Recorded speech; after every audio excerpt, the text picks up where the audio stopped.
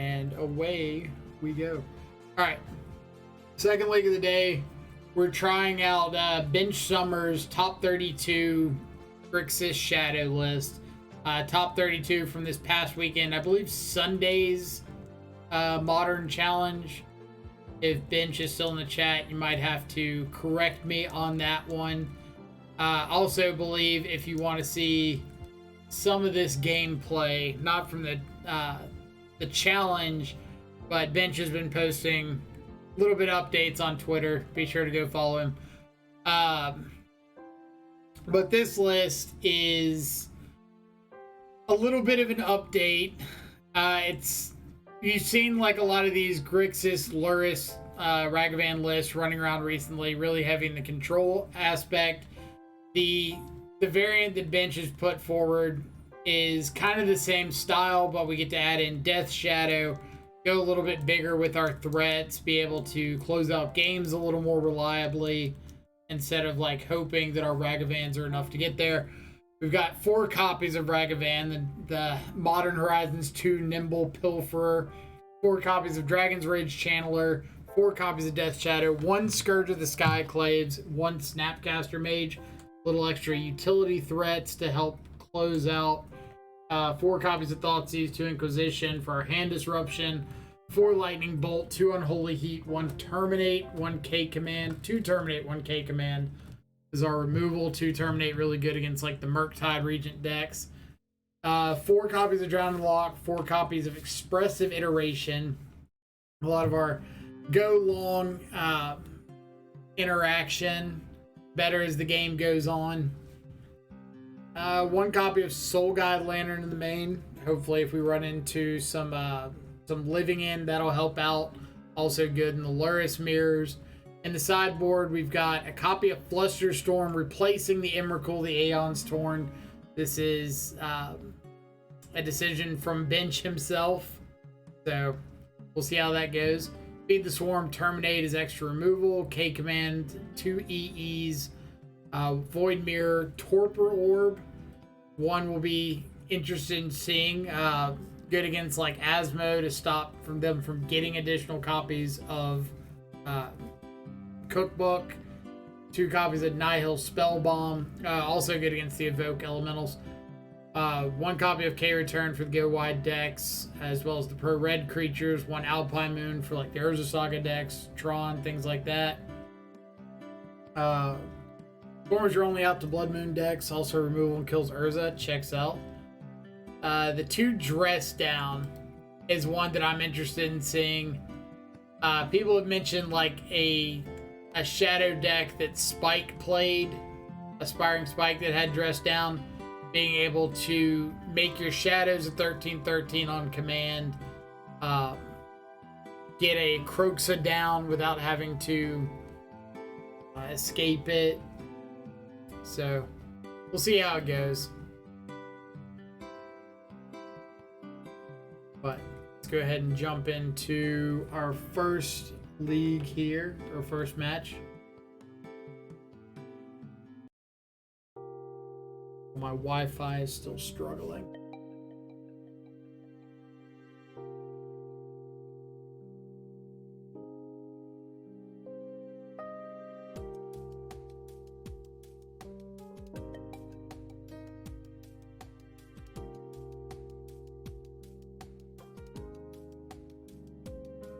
Alright. Somewhere, some way, we'll get an opponent. Oh, Dogfish, I trophied that Vintage Cube League last night. Pretty handedly.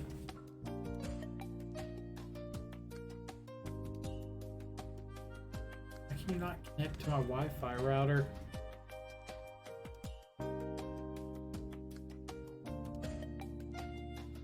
Let's see. I like erase.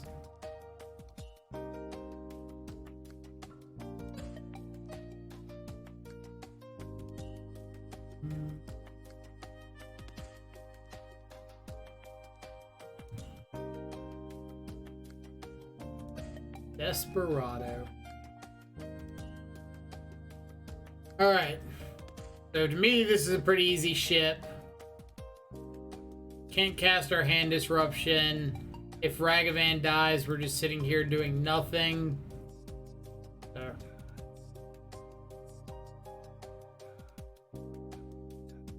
Not great, but we do have a bauble to follow up our channeler.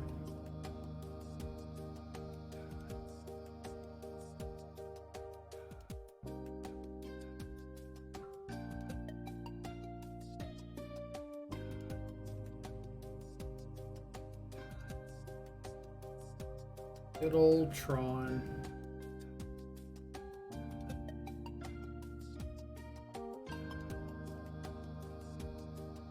Nice basic mountain.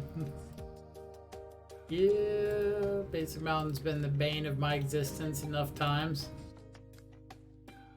They've got Tron. Lucky us.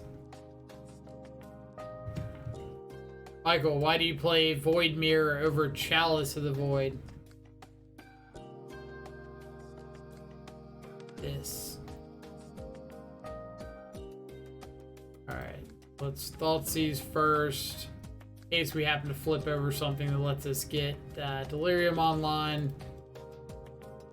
Not. Scrying, all is dust.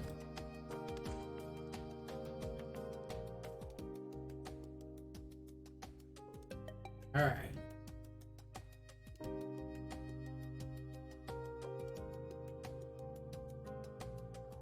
Opponent has done the thing.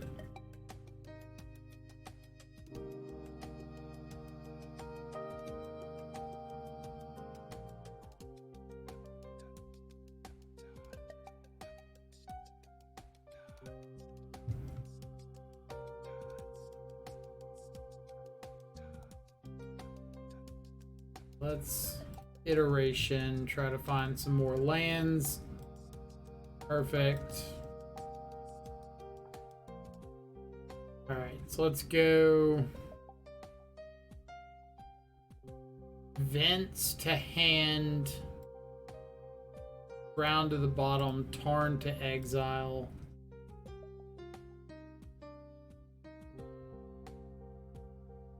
Back that. Delirium.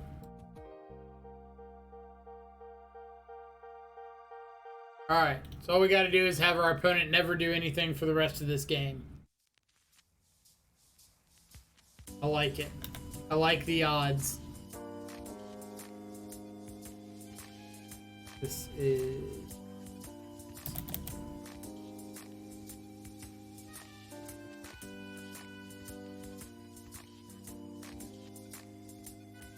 And I said don't do anything for the rest of the game. Alright, so we can snap Thoughtseize the Karn.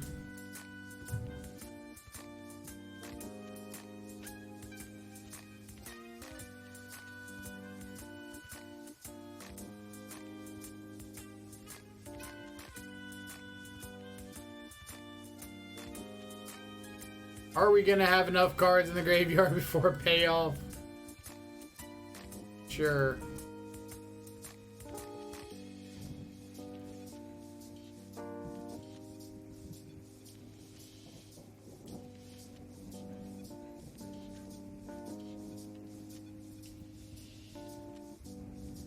Alright. Is there any reason not to just play a shadow here?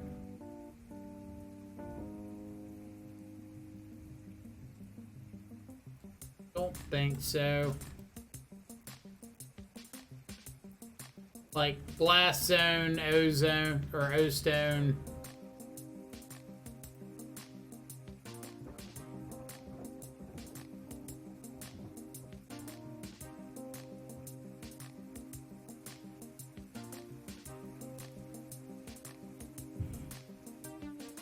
I wouldn't be shocked if they had a Relic main.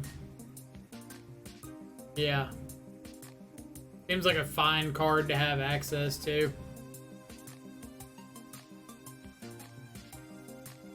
It does screw over our kind of drown in the lock plan.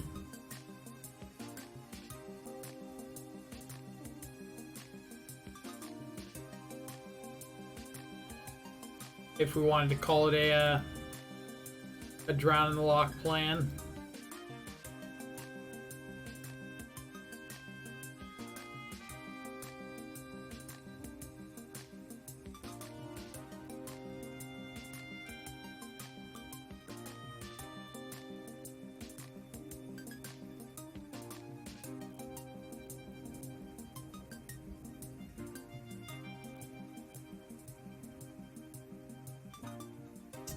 Yeah, we should have upkeep surveilled, or upkeep drowned.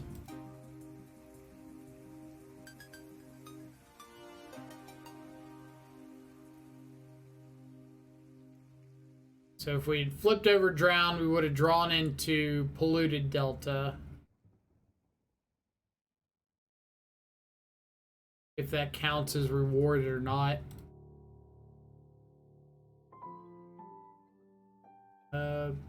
Killing Lurrus doesn't really matter here. Or getting Lurrus to hand doesn't really matter here. Not this turn, at least. Maybe they just take it.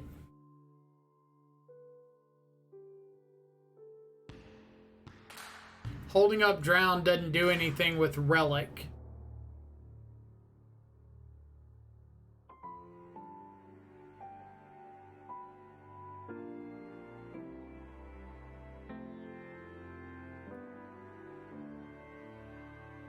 So I'm just like trading in the Drowns for the guaranteed kill off a couple tokens.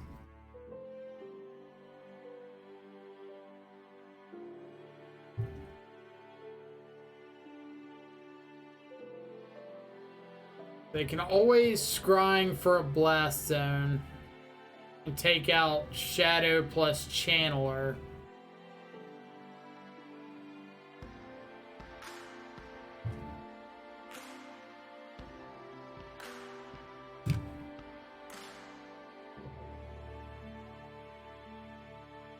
Am I terminating my own guy for the Surveil?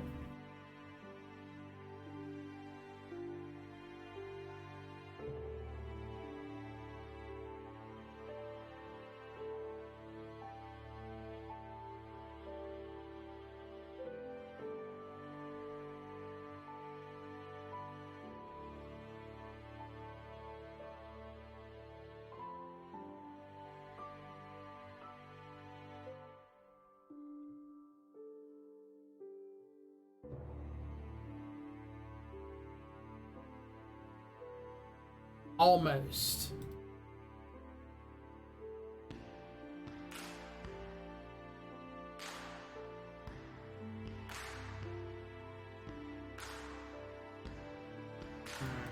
Here's Lurrus. There you go.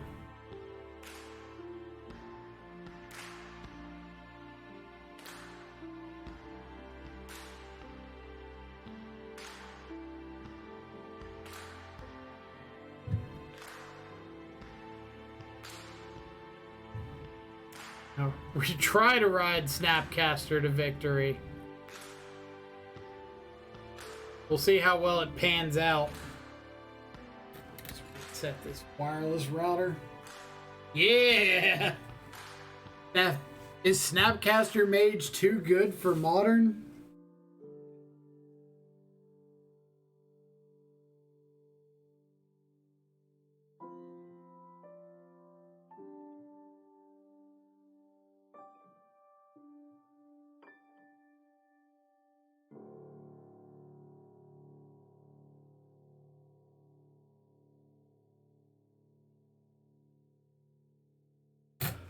All right. Sideboarding. I know I want Alpine Moon. I know I want Void Mirror.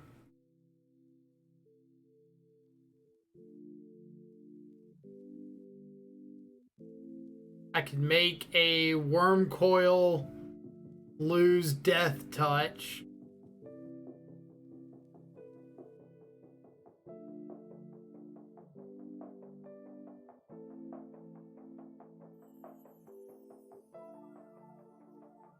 Stop a Sundering Titan. Clusters countering early stirrings and scryings. Yeah, I agree with that. And I'm pretty positive I'm going to have something I want to take in.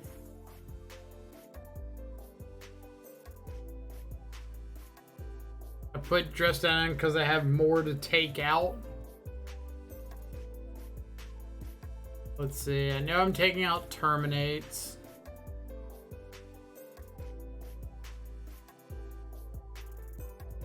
Soul Guide can go.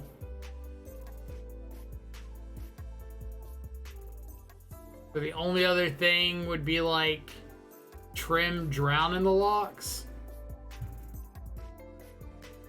Heats are fine, yeah. But do I want Dress Down more than Heat?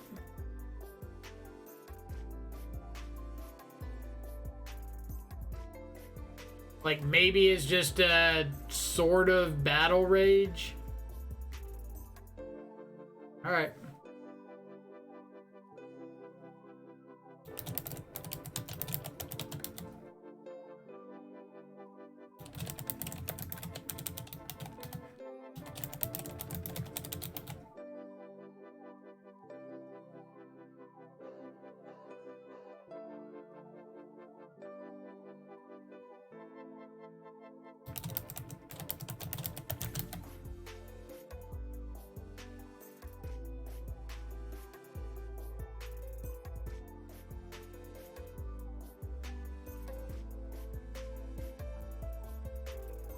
Joys of Drowning the Lock.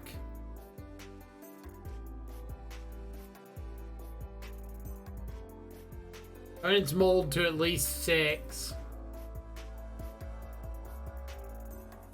I feel like we're not keeping this.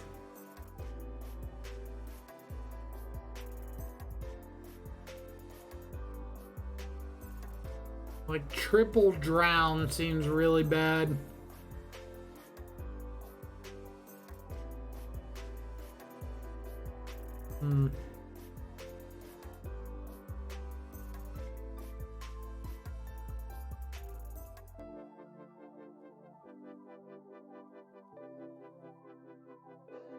If you keep this.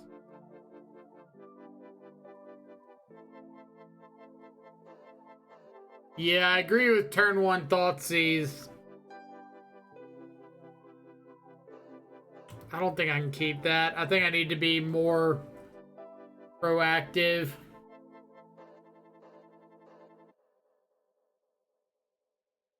Here, I just don't want to go down any farther.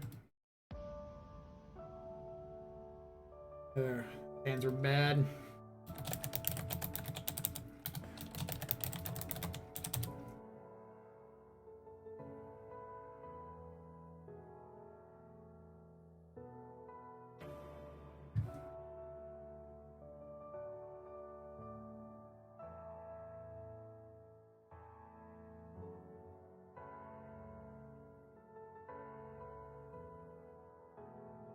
All right, so here we'll try to use this this treasure. Hopefully find like some actual threats.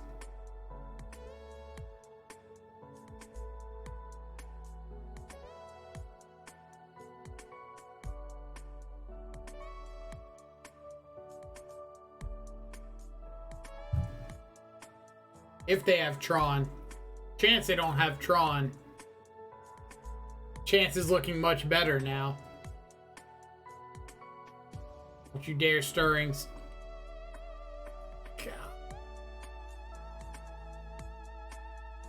Don't you dare find a power plant or a tower.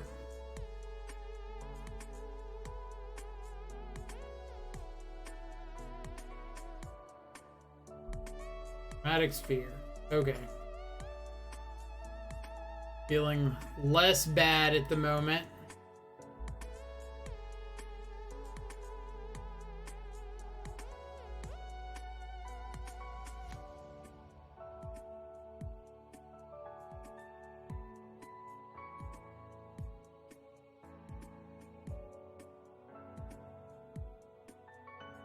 Take scrying.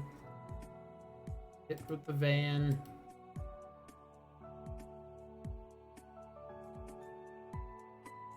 Alright. If we only had a couple dark rituals in hand, we could cast this worm coil.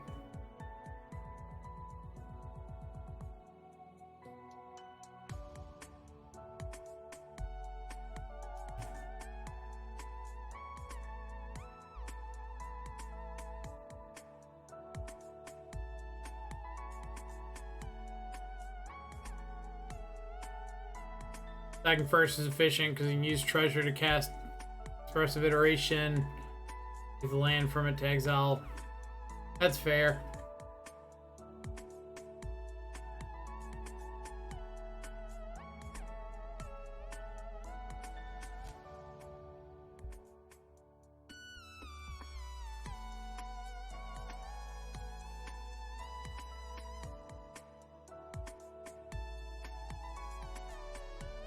But we're going to find a shadow off this iteration, so...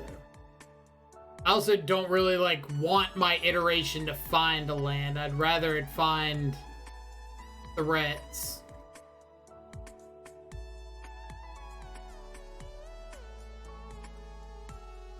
Like, I feel like I'd rather have it draw 2 than find a land when I already had a land.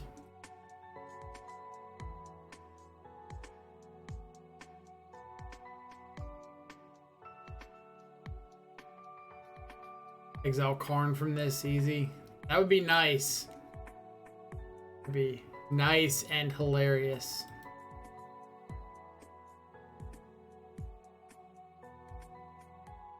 Hers is mine. Fortunately, not a good one.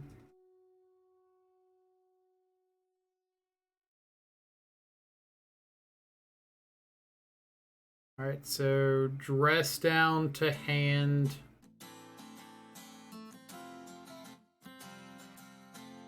Delta to the bottom.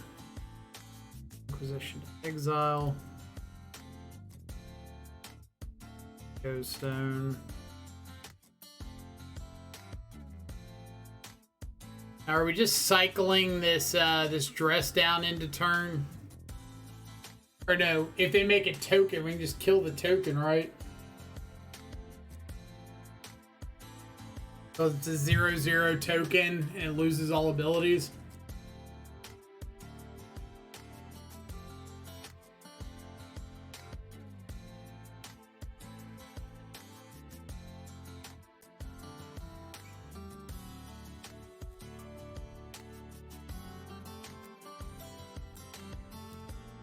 Ooh, it is at the beginning of the end step, isn't it? So yeah, what Bench is saying is dress down stays around until the beginning of the next end step.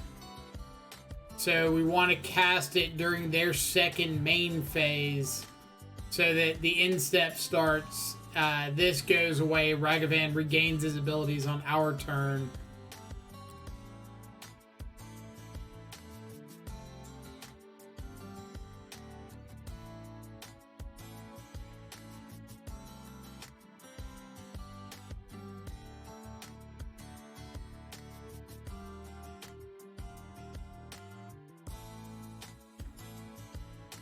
Out of here, construct.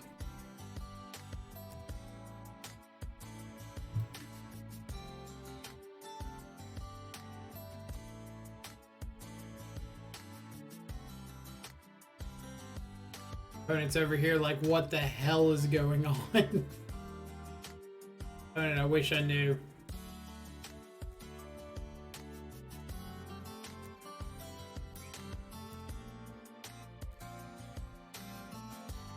Arn. Yavimaya, Cradle of Growth.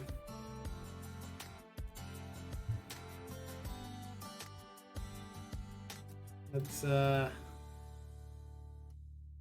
magic card you're allowed to play in your deck, I suppose. That right there is enough for me to put in that card in my sideboard. Basic Mountain right on time. Basic Mountain always right on time.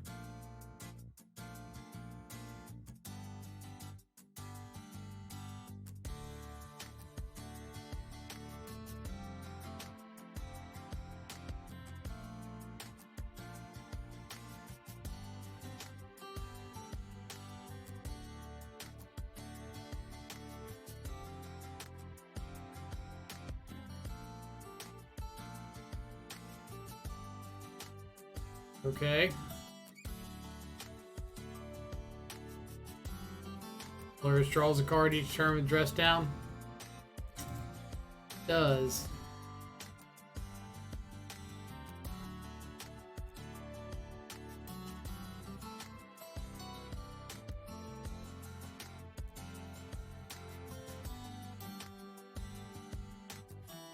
I'd say it would, but I don't think I want to dress down after I got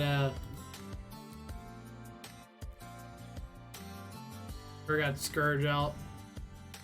Wait, do we know about it? All is dust? No.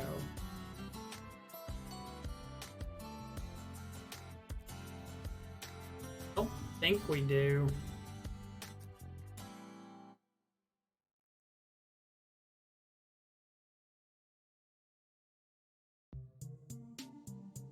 Yeah, we do know it all is dust.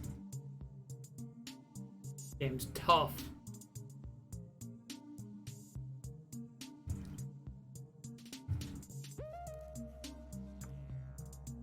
God, all is dust.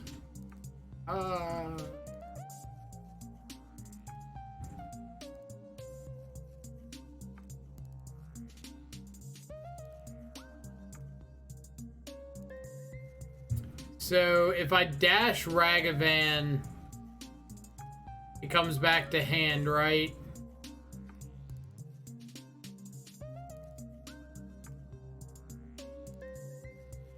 But I could also just play Scourge and try to kill them next turn.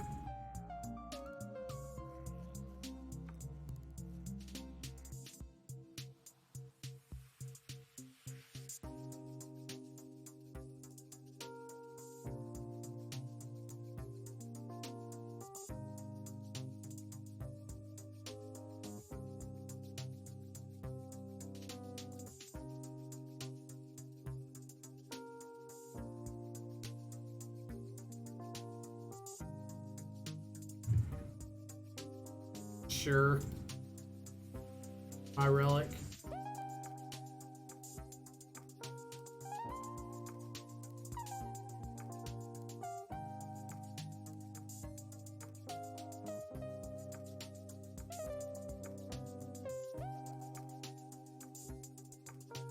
You dress down dash monkey, does it stay out? I would assume so.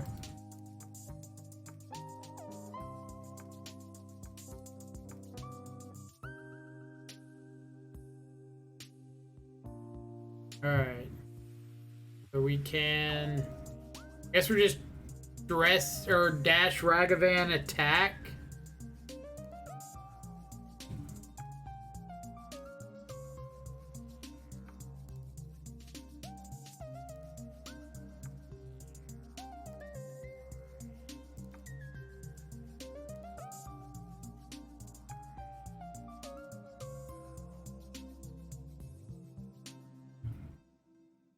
Like, he's got to make a game action to this.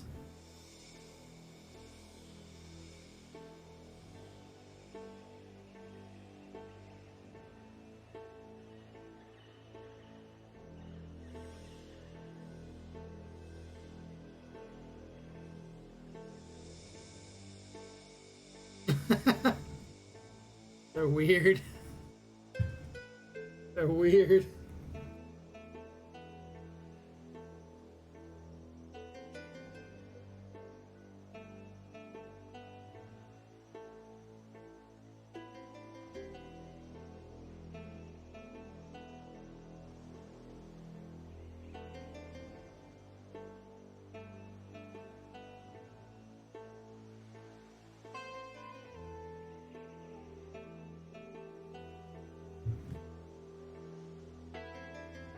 Yeah, regarding the monkey dash and dress down, it'll still return to hand.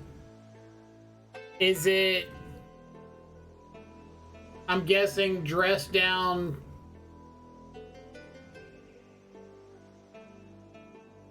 Are they both at the beginning of the end step?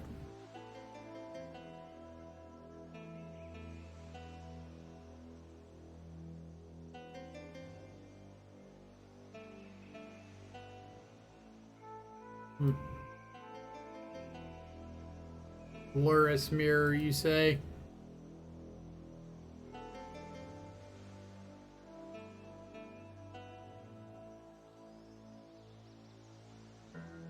Hiya. Hiya. Hiya.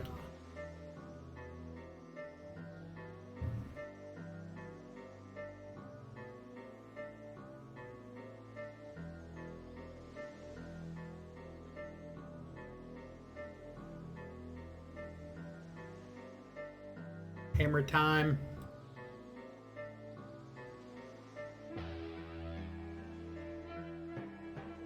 Hammer time it is.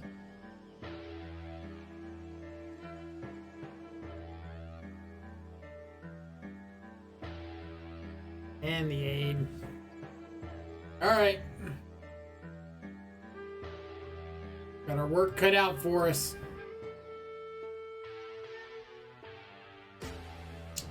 Take a second, terminate.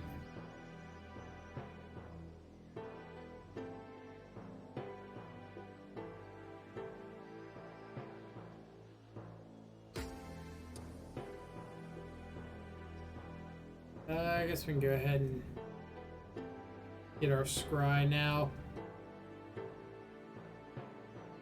Chandler. I'll take a Chandler.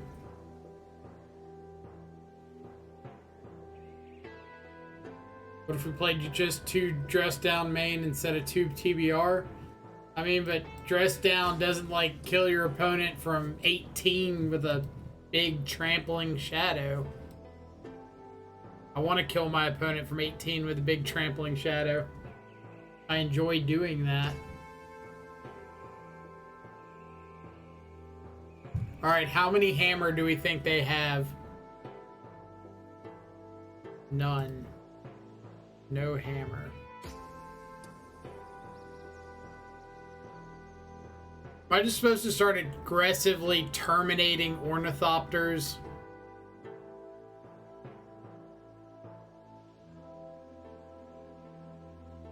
Zero indeed. I'm kind of shocked they didn't have a hammer. I was expecting like 7 hammer. So iteration would turn on delirium, but I think we're just gonna sit here with the terminate up. Mainly because they can get a hammer.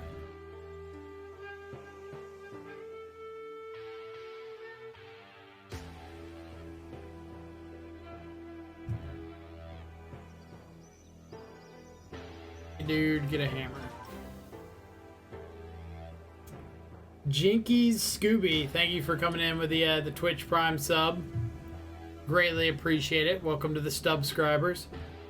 Enjoy access to all of our sweet custom Death Shadow emotes. And there's a little Control Freak logo there at the end somewhere. Greatly appreciate the support.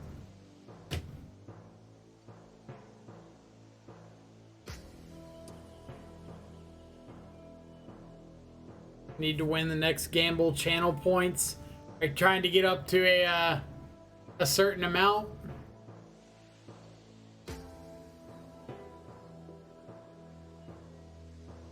All right. We're going to hammer up the old ornithopter and something else.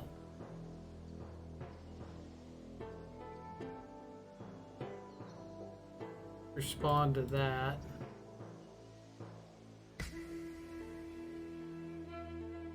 Yep.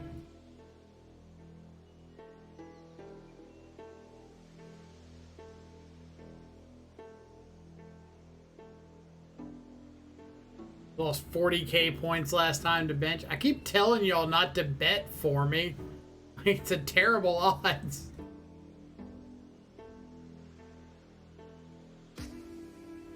All right. Now, am I supposed to iteration looking for a 1-mana removal spell? Like, I wouldn't do it first main because I don't want to have to attack with this Chandler.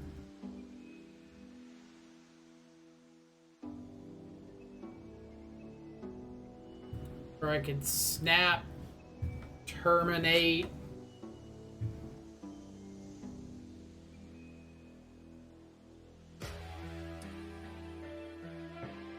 I guess snap kill spell like snap terminate is better.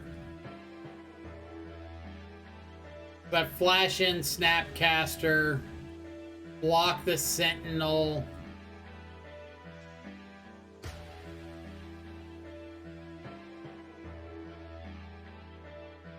Yeah. I wish we had a bolt or a fatal push.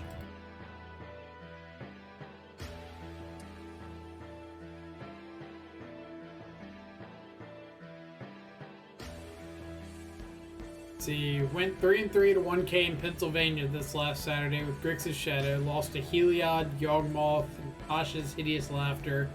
Seal of Removal dominated Blue-Red Murktide 3 rounds though. Congratulations on the 3-3. Unless that's very bad and then oh 3-3. But yeah, I've heard a lot of good things about Seal of Removal against Murktide. Alright, so what's my plan?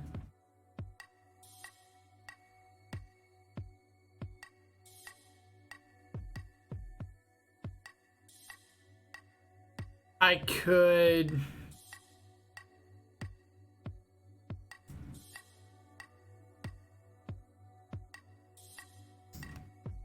just drown something.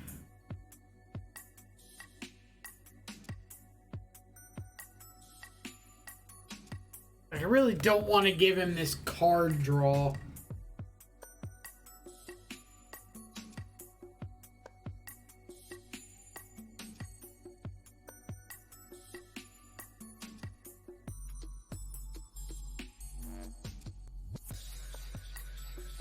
I guess we snap terminate, hope to flip over something from the channeler to get it online, then we can double block the other construct.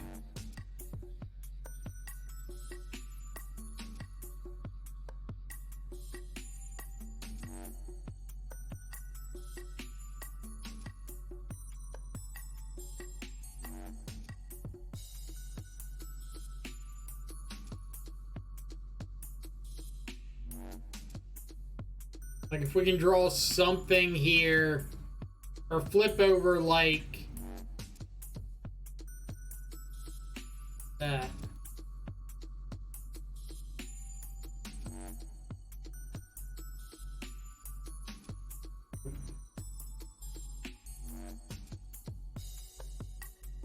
Let's block Snapcaster. Or no, that turns on block Channeler, because I don't want to have Channelers a 3/3 that has to attack.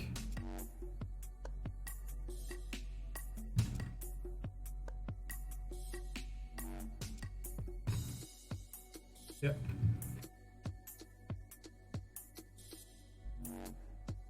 Alright, so we get K command here.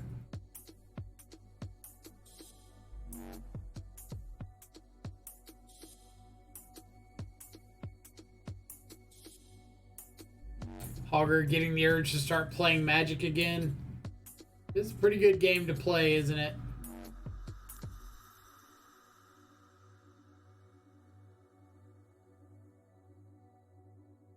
All right.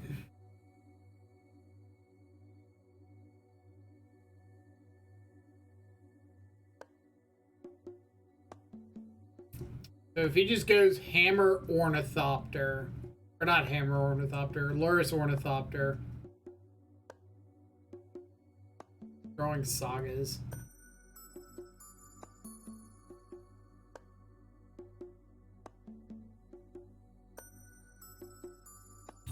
Saga and Paladin.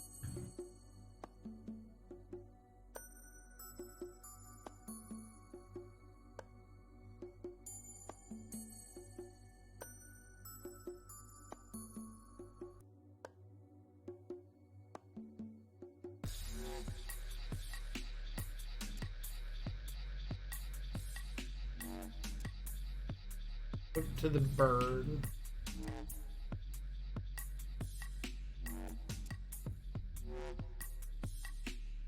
Sure.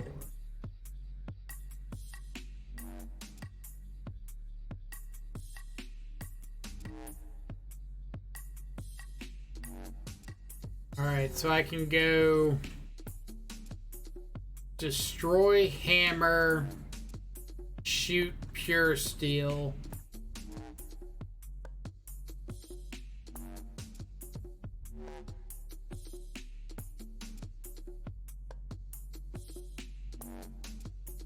Or I could just destroy the Esper Sentinel, shoot the pure steel, go K command, destroy Ornithopter, shoot Esper Sentinel. But then he can just re-equip the hammer.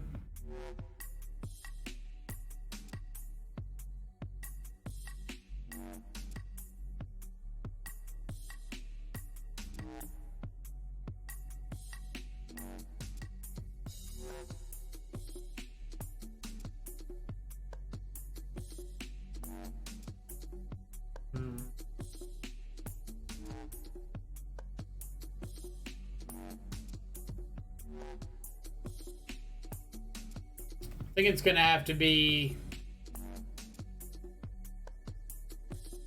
Well, if I destroy the hammer, I can just replay it off the Lurrus next turn. But I know I need to shoot Paladin. Paladin Ornithopter.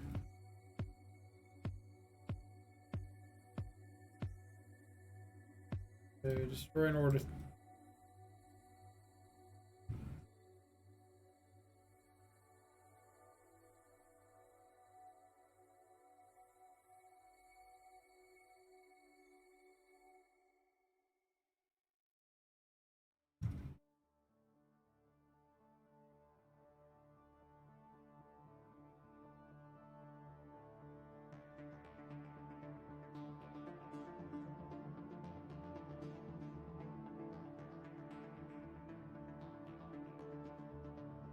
I think I'm just taking this for.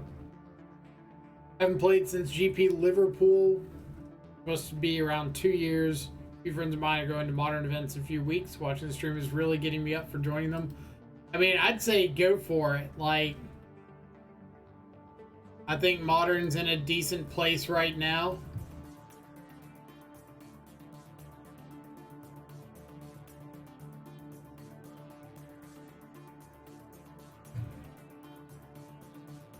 Can you block Ornithopter and kill the hammer? I can, but I don't want to kill the hammer when he's got Lurrus in hand and just gets to play out Lurrus next turn and freely equip the hammer from the yard onto something.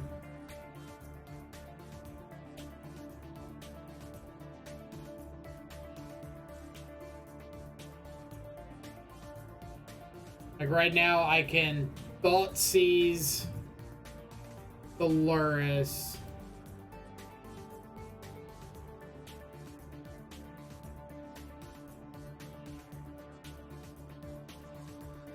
Yeah, like I think that the party's missing right now is being able to re-equip.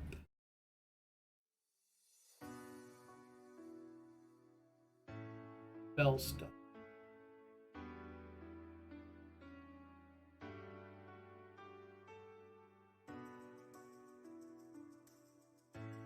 Do I just have to drown a spell stutter?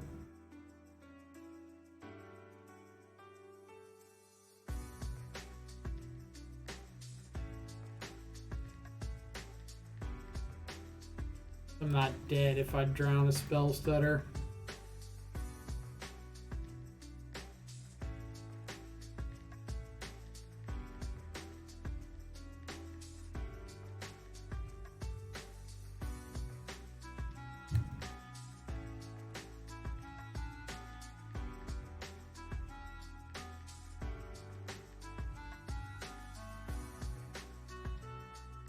Yeah, I saw somebody playing a list like this the other day. The blue splash for spell stutters.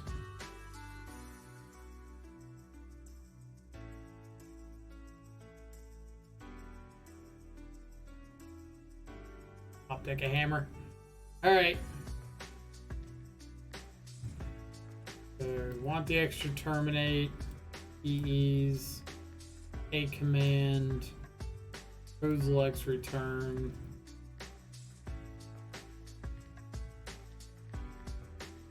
This dress downs, maybe. Alpine Moon. That's a lot of stuff to bring in for hammer.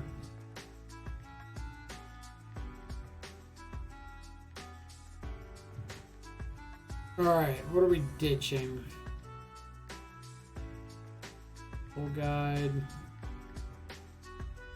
Ditch Scourge.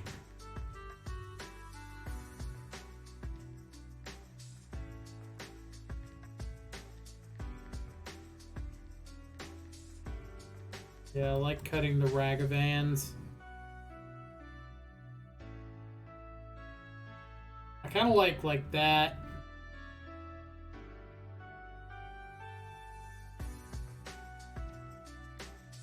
Yeah, dress down for constructs.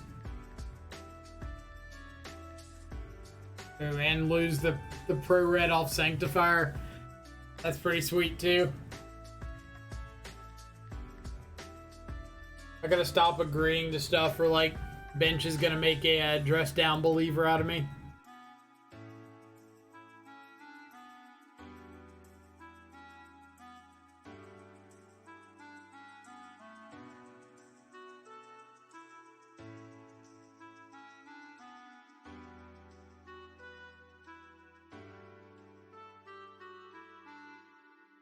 Isn't Feed the Swarm for this matchup? I wouldn't say like this matchup specifically, but I guess we could.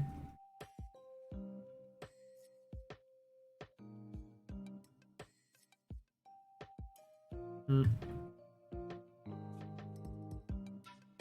see if we go to game 3. I don't know what I want or would want like over. Want less than Feed the Swarm.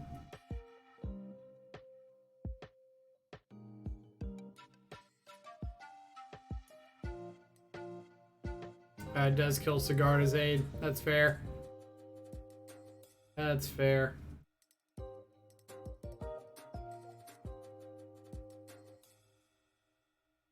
Going Steam Vents. Or am I just thought seizing here?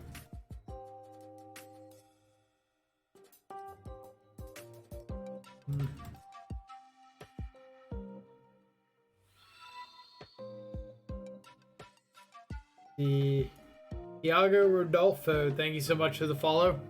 Hope you're having an awesome Monday so far. Pithing Needle.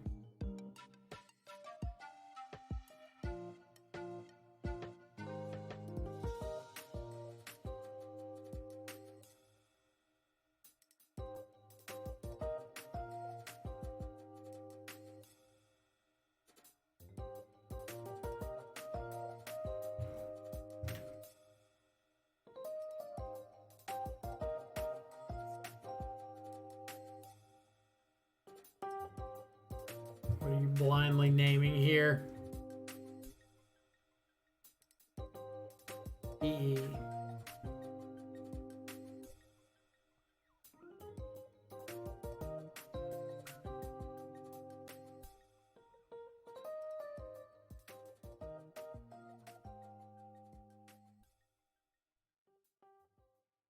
All right, so that's. Am I still playing the E out?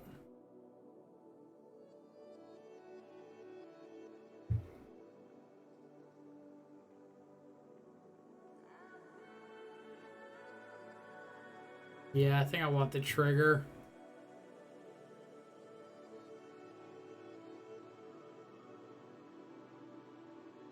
I think that was a fine blind name because, like, EE's in every 2-3 color sideboard right now.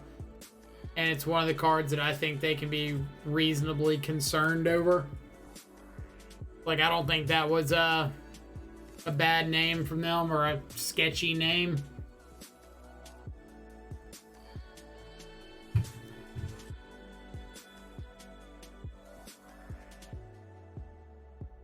Like, if they had named Polluted Delta, then I would have had some issues with it.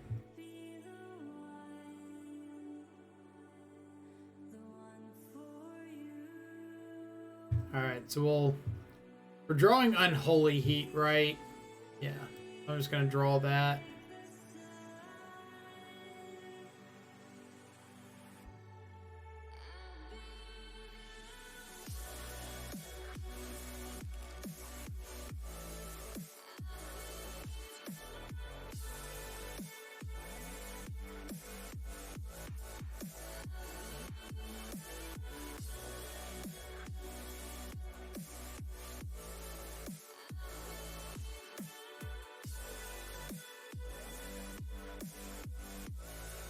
Yeah, like if they had named Polluted Delta off that pithing needle, then I would have said that was pretty sketchy.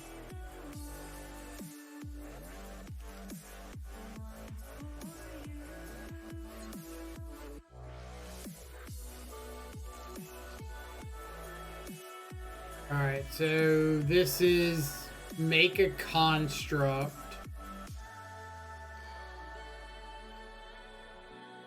Am I planning on Unholy Heat?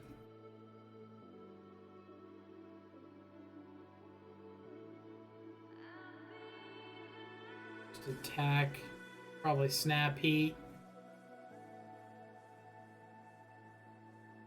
You think there's a list for Mardu Shadow or it's unplayable? I don't think that it's unplayable. I just don't think you really have a reason to go Mardu. Like, green gives you Tarmogoyf and like improving your 2-drop consistency and your pressure. Blue gives you Snapcaster and counter spells. White gives you like Grave Hate. And like slightly different removal spells. But you're already really killing everything you care about killing.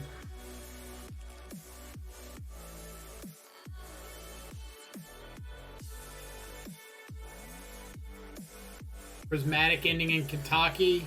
Yeah, but I mean, you already have, like, good answers to creatures anyway. Like Fatal Push, Lightning Bolt, Unholy Heat, Terminate. You already have decent Artifact Hate. So, like, I just don't know. I don't think those are reasons to go white. Like, if you're going white, you're playing, like, Prismatic Ending, yes. You're playing Kaya's Guile, sometimes Ranger Captain, and I just don't think any of those were like enough of a reason to go white.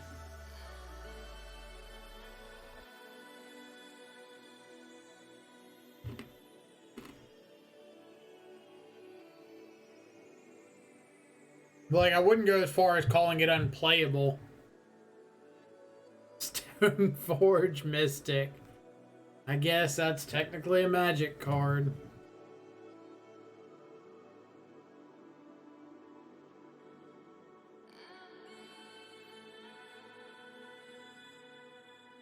Sanctifier on Vec.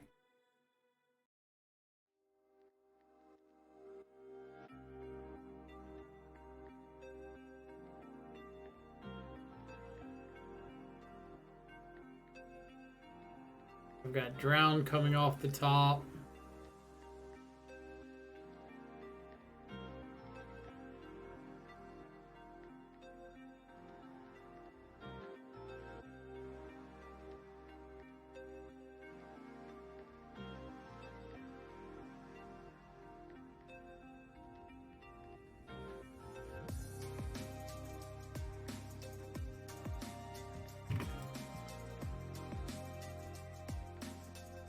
We do have a 2-1 clock.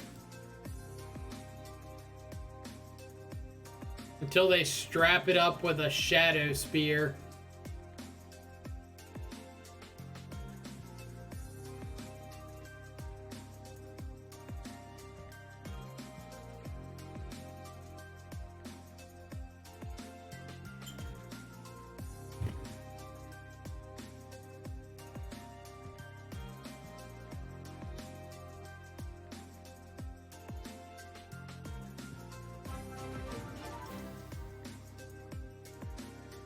Oh, Chuck coming in with the gifted sub to Kevin. Thank you so much.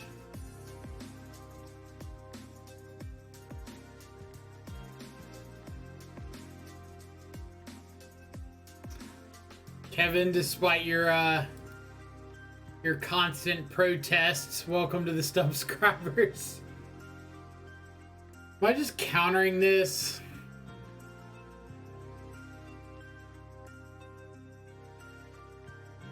I think I am.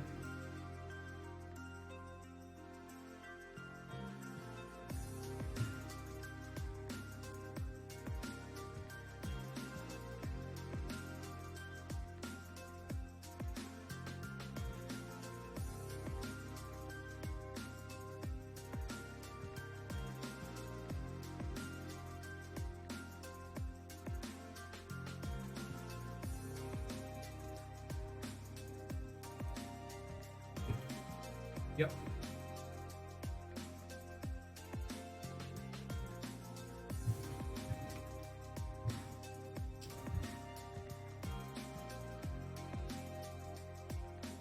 I don't have to block this.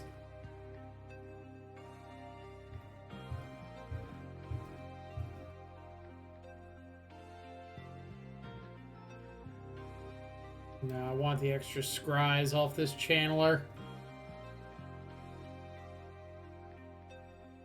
I don't die next turn because I can just choose to not block with or not attack with the Snapcaster.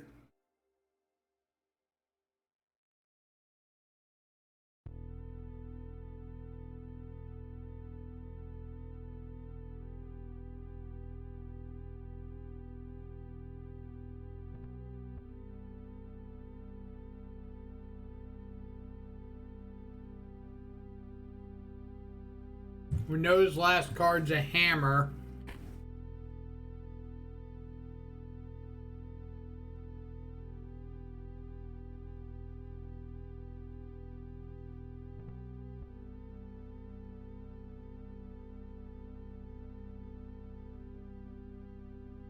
Now, when he top decks a Sigarda's Aid on us, then it's a different situation.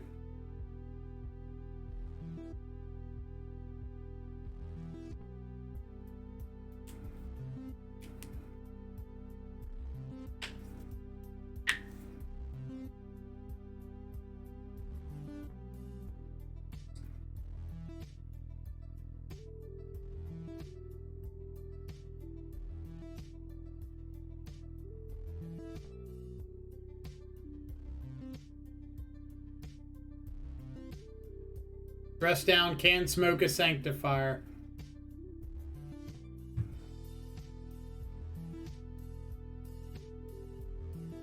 We've got to find said dress down for it to smoke a sanctifier, but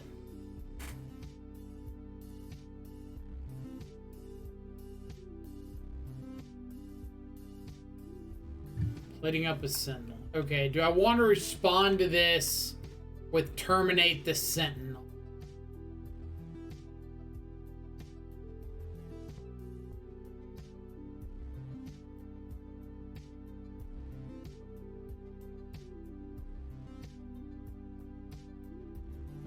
I think I do.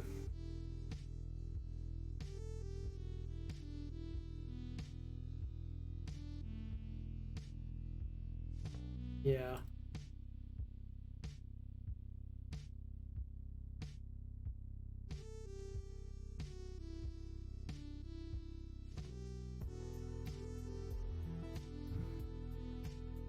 Expressive iteration.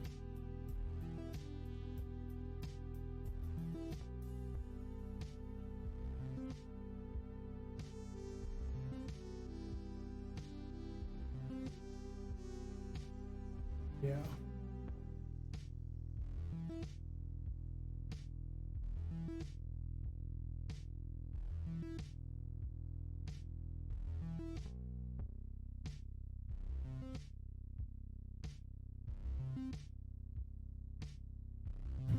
All right.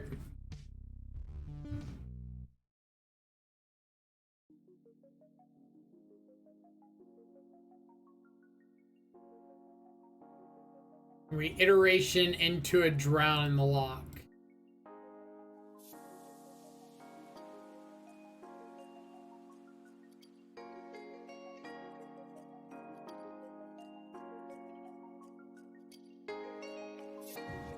Am I supposed to keep Thoughtseize? Yeah, because it just like for sure answers a Lurrus.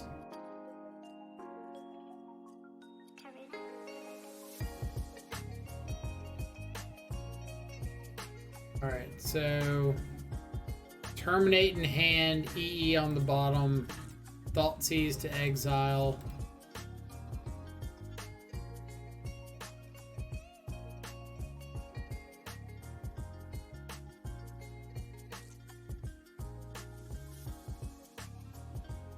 Second Sanctifier.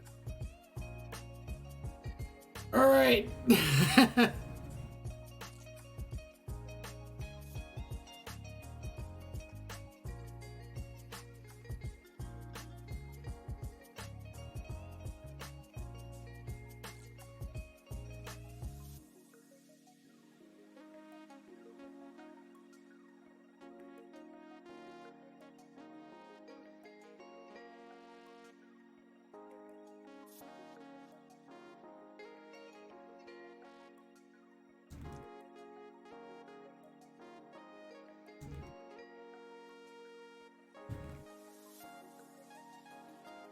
Yeah, we do need that K return.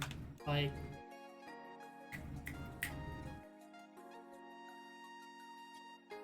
Battle Rage in the deck. We do still have Battle Rage in the deck, yeah.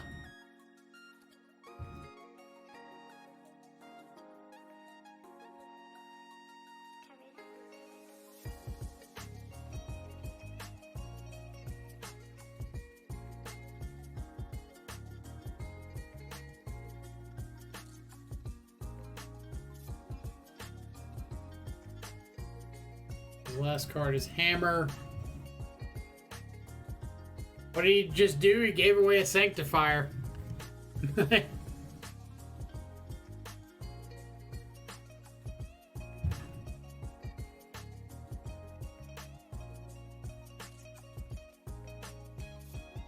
Alright, so upkeep will bolt the Ornithopter.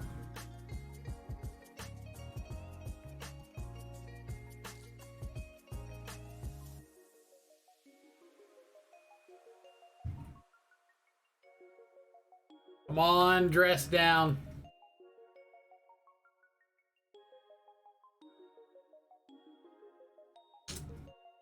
That's not gonna do it.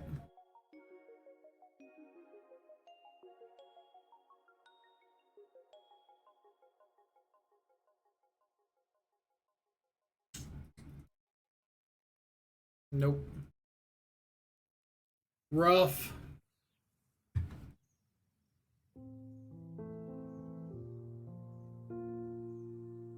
Return one discard. Should have took Needle. I mean, maybe, but I guess I was thinking like he wouldn't preemptively name something with Needle. He would wait until he knew what he was naming.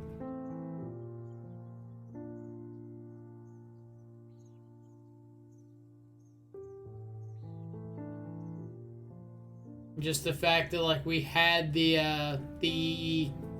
engineered explosives in our hand was a little rough.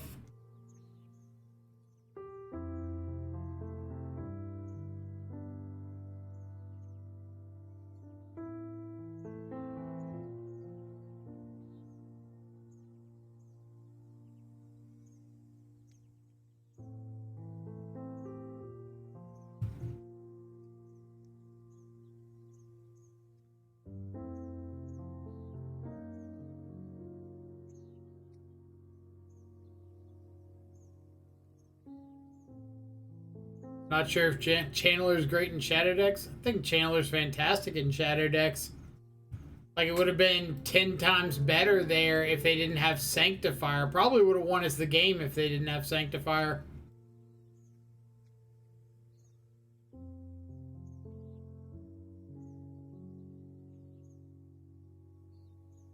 We've got a Lurrus Mirror.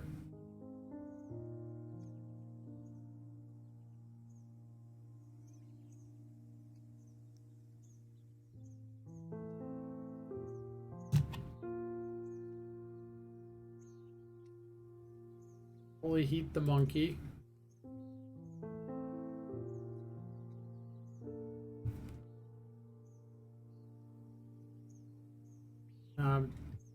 Think I'm supposed to just dash a monkey here.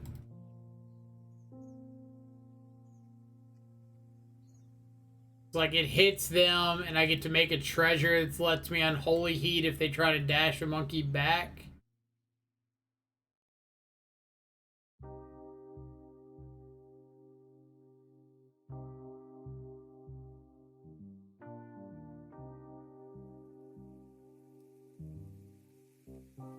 Eat my monkey. Saying Hexdrinker could have blocked Sanctifier, for example, or Goyf too. Well, I don't think you can pick and choose like one interaction there and say, oh, well, this card's better because it deals more in this one instance.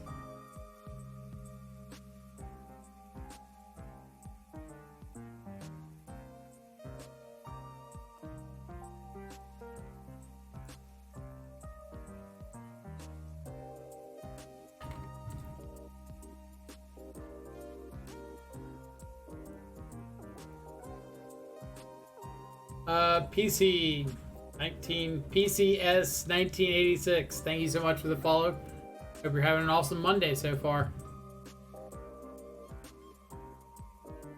Chandler also makes you more vulnerable to graveyard hate. Chandler is bigger than a Tarmogoyf with graveyard hate.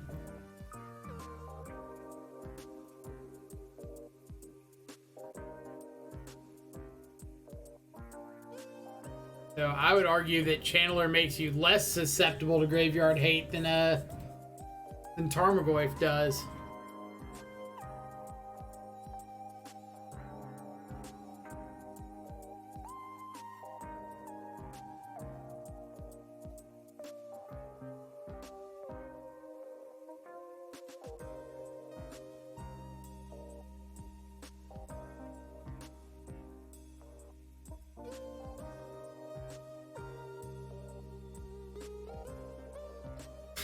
Darcy works harder than a crackhead looking for $1. Depends on the hate. Does depend on the hate. No argument there.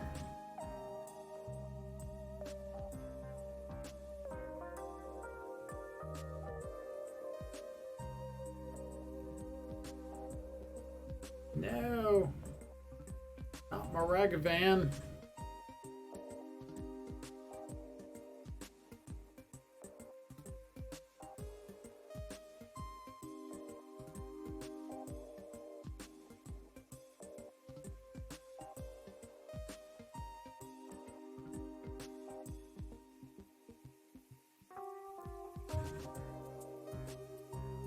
Does all depend what you want to be.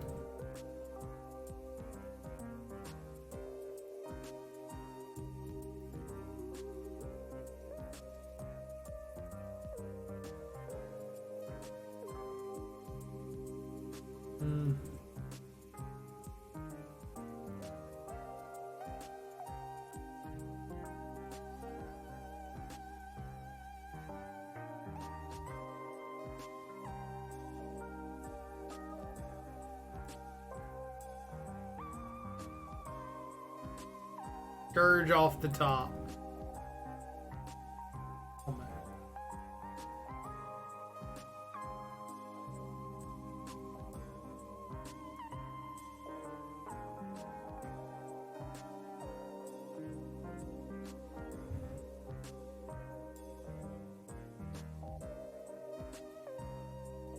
Am I fighting over this?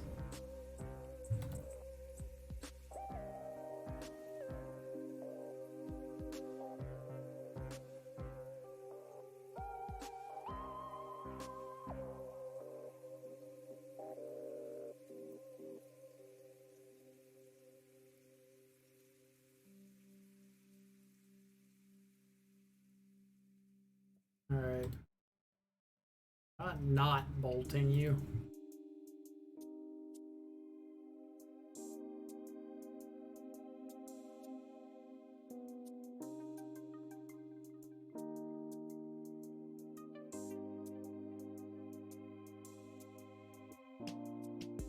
Let's see, I think... Alright, what have I missed here?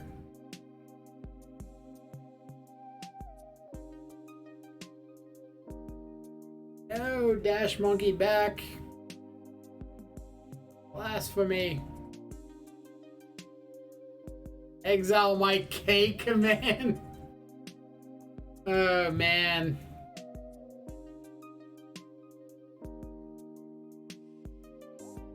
That's harsh, opponent.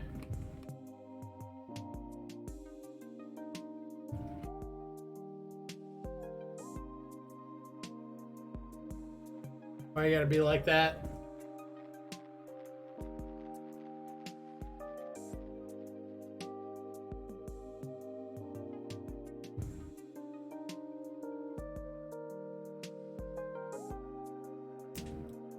So I think it's less of a matter of like Ragavan or Scourge or anything. Ragavan or Darcy being bad with Scourge, and more about Ragavan and Darcy wanting to do a different game plan than Scourge does. Like, Scourge wants to kill you. Ragavan and Darcy want to accumulate value. I think Scourge is great with Darcy. I think Scourge is subpar with Ragavan.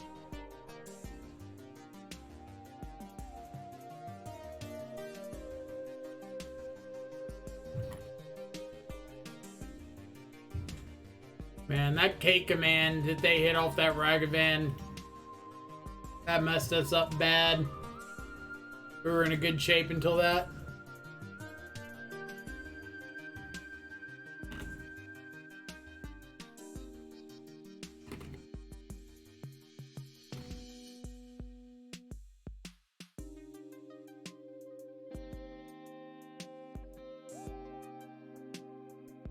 Am I supposed to trade Ragavans?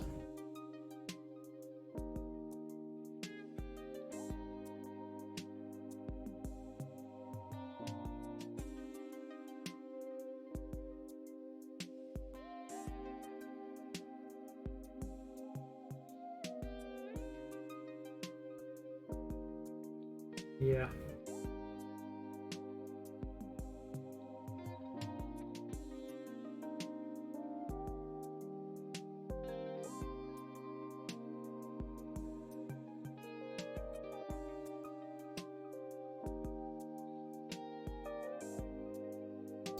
Dragon's Rage Channeler. Yep. We're going for a Lightning Bolt or bust.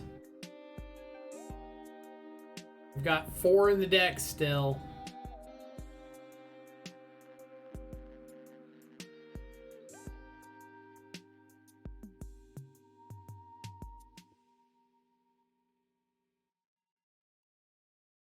Seems to me the Shadow is not well positioned. It's going for another plan than Ragavan and Darcy. If you mean like find the burn spell.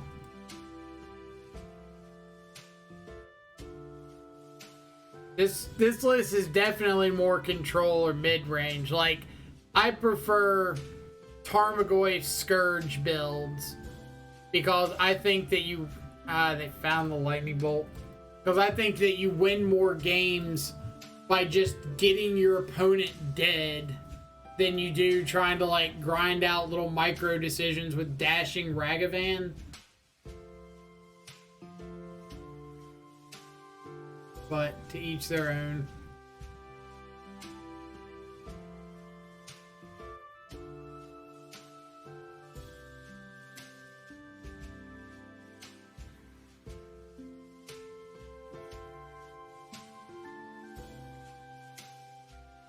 Like, I'll pretty much take Jun Shadow over most other iterations, like, any day of the week.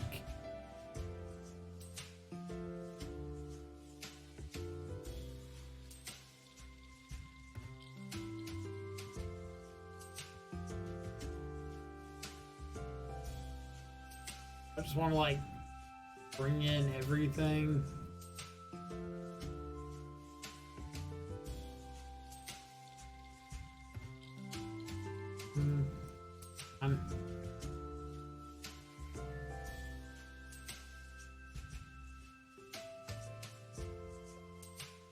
don't have Monkey, so I like Shadow without him.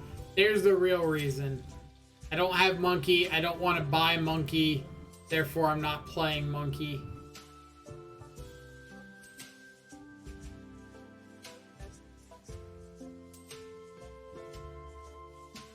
I'll respect that reason every time.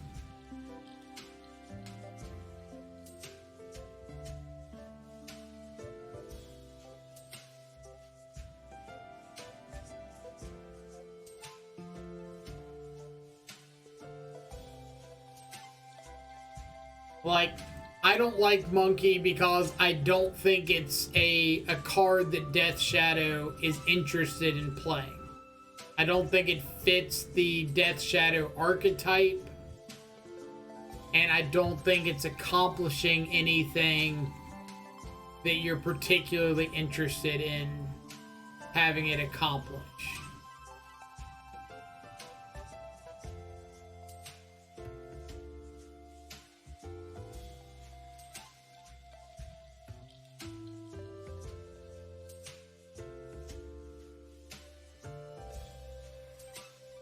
Like, I don't like in these grindy mid-range games to make Ragavan good, you've got to dash it like 5 times. Just hoping to hit relevant things.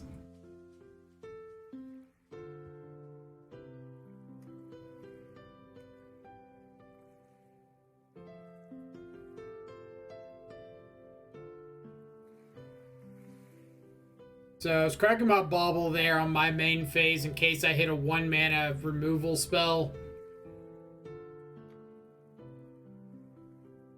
Scourge is bad against Hammer. 2 mana threats is making it hard against Cascade decks. I think it's the reason why I prefer 1 mana threats.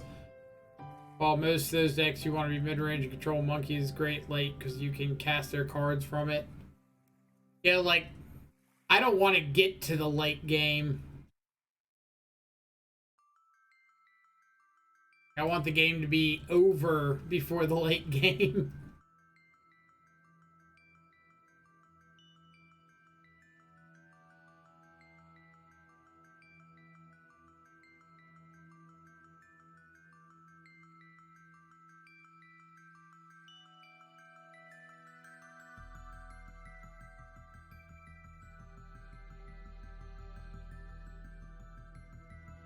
Like, I'm not saying that Monkey's not a strong card. I think Monkey is a very strong card. But just because a card is strong doesn't mean it has to fit into your archetype.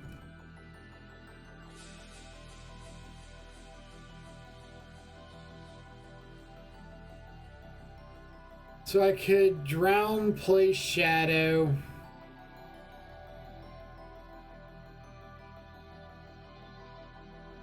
Like, I might as well drown now, because if I just sit on this drown, like, eventually it's not going to do anything with this Nihil Spellbomb out. If he wants to Spellbomb himself to save it, sure.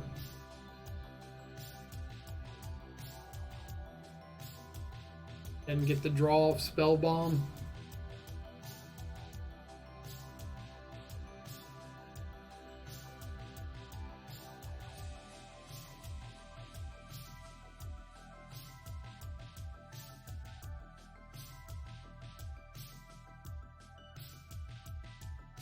Strong but should not be a shadow card, but end up being... I mean, I wouldn't say it's like become a shadow card. Like, you can play it in shadow decks, but I still strongly believe that a lot of the decks like this play shadow because they can. They're not playing shadow because they're a shadow deck.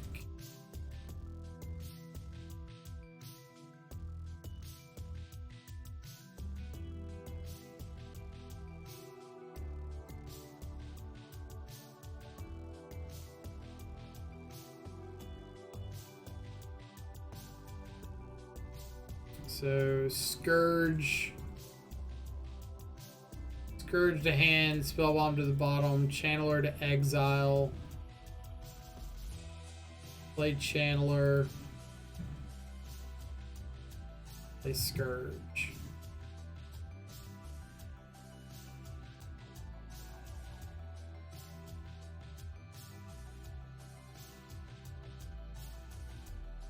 See.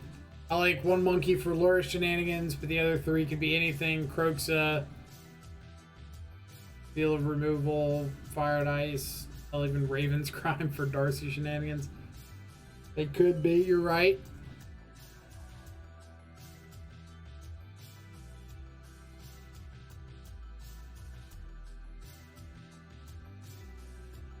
Even Jun's Shadow feels more like a Scourge deck. So the difference there is Jun's Shadow is a Scourge deck because you're running functionally 8 reasons to lower your life total, 4 Scourges and 4 Shadows. Where something like this deck, I wouldn't consider a Shadow deck because you're not really benefiting from running Death Shadow. It's just in the deck.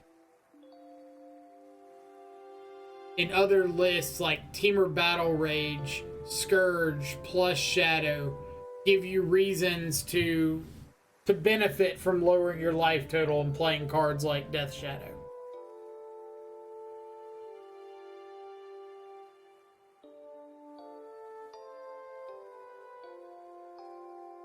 Alright, so I would assume that them not casting our Channeler there is a pretty clear indicator that they have like a Drown in the Lock.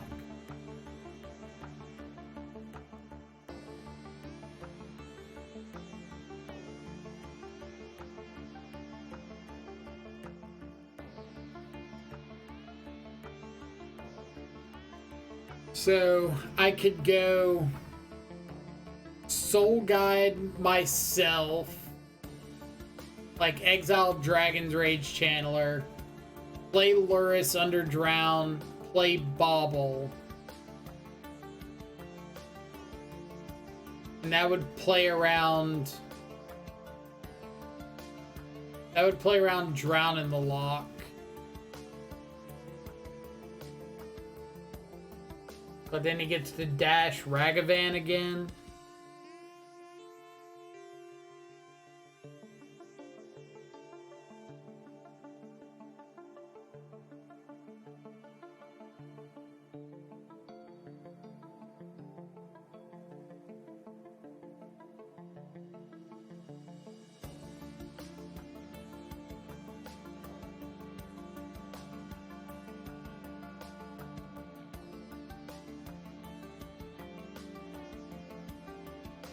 See, 16 threats feels like can lose to variance more than ever than being controlled. They're being controlled first and one later. Those were notes when Modern Horizons 2 came out. Also, keep trying builds with 16 threats, no monkeys. I mean, I'm on like 18 threats, no monkey. Like 4 Darcy, 4 Shadow, 4 Scourge, 4 Tarmogoyf, and then like 2 Croxa.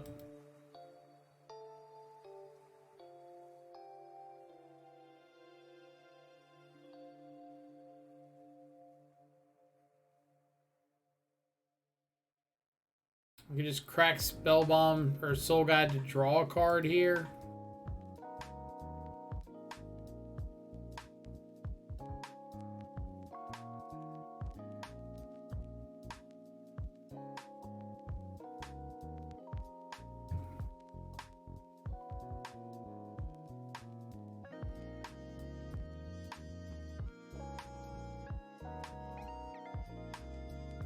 Good thing about Unholy Heat is it's keeping control decks away because control Planeswalkers is bad against Unholy Heat. When a bunch of Scourge decks did make results on the Mana Traders week, it's because of the lack of push. Push comes to help fight against Shadows, but controls also did because it It's good against Shadow decks, making Scourge decks still lose, shifting to the meta in the end. Yes.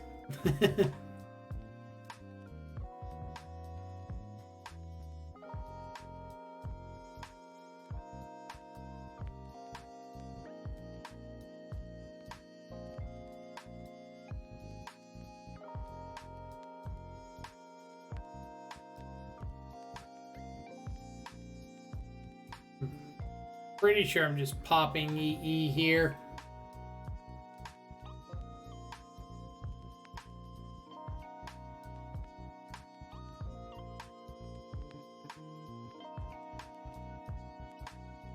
Like, I feel like I can pretty comfortably say he has a Drown in lock.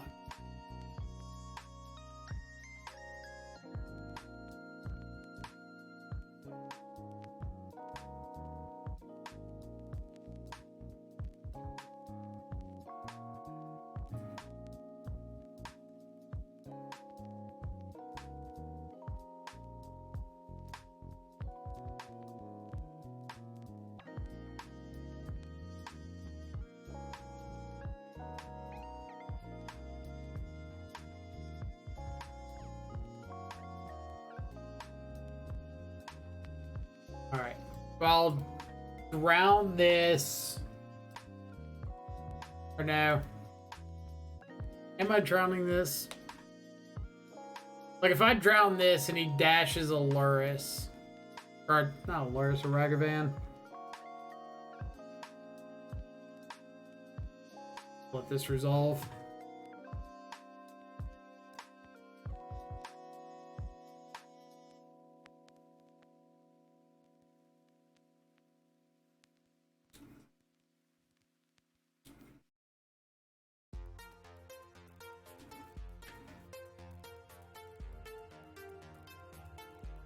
Big snap cutter. Okay.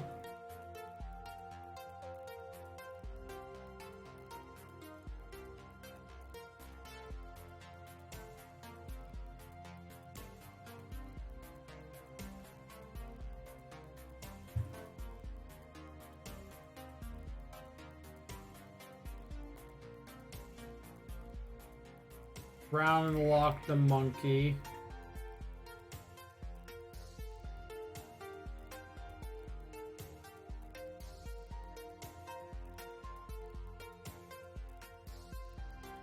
Alright, so I could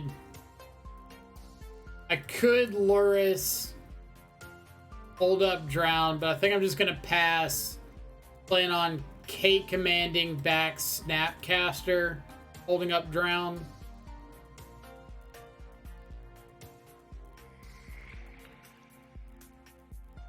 Yep. I kind of want to just shoot his treasure token here.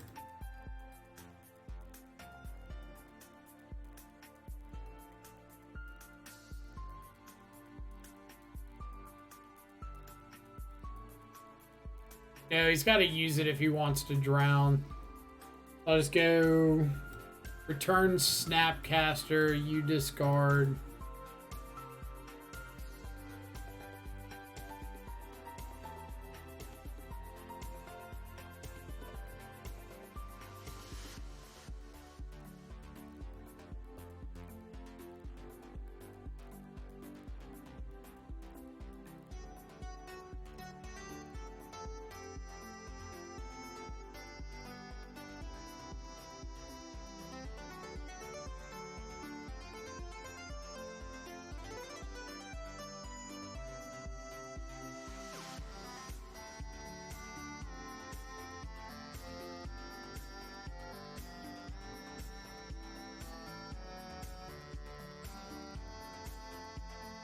Yep.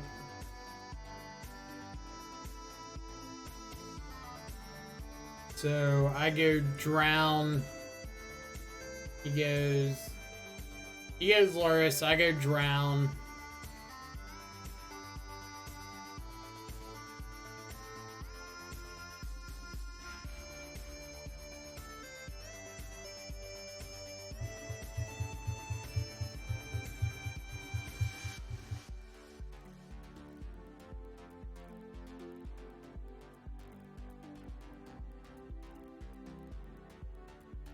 Let's snap K commanding here.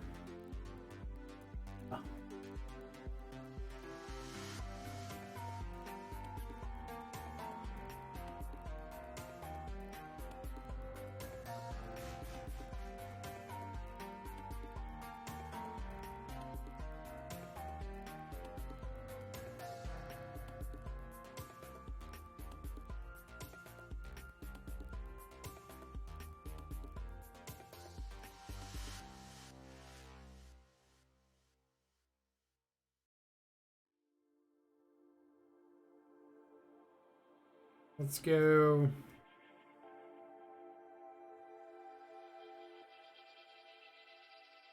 Discard, get back Scourge.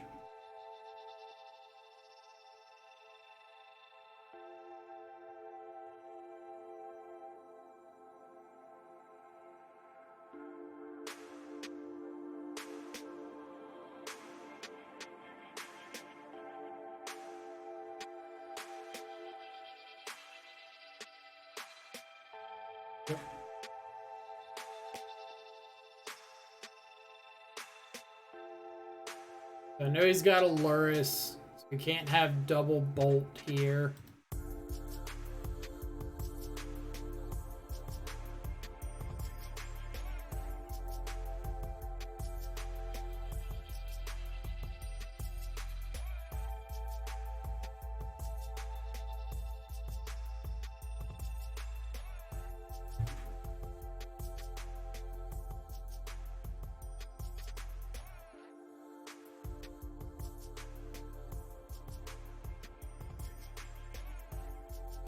We don't have steam vents anymore.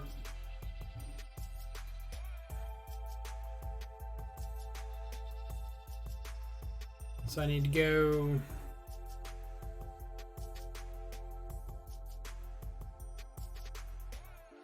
Lurrus.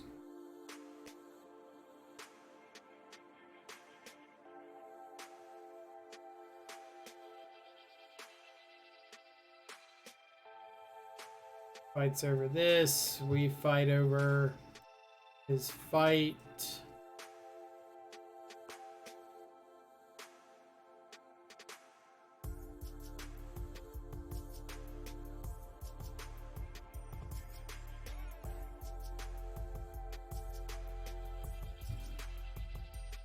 Now, am I just soul guiding here?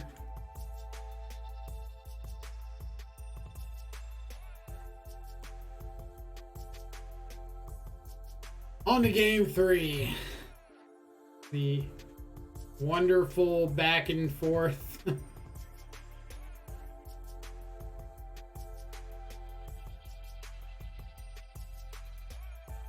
I could bring in Dress Down if he'd shown Scourges.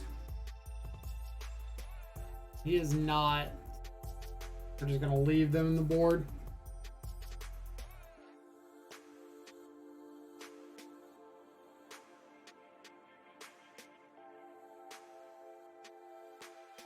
Alright. I can deal with this.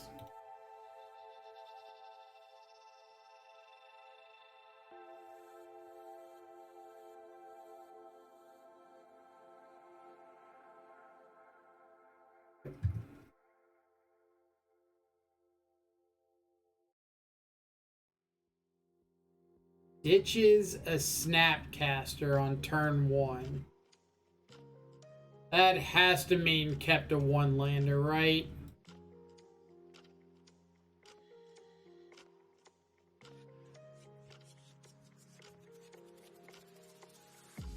Alright, now do I want to start Channeler or do I want to start Bolt the Channeler? I don't want to start Bolt the Channeler because if he just starts turn 2 with Dash or Ragavan, I'm in a lot of trouble. So I'm going to start turn 1 Channeler Bauble.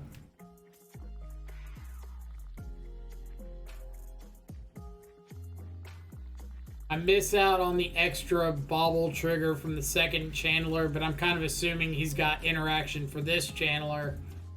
But playing it out means that he can't Dash a Ragavan and kill my Channeler. So he's either got to dash a Ragavan into a Channeler, in which case, like, my Channeler probably gets turned into a removal spell real quick. Or if he did keep a one-lander.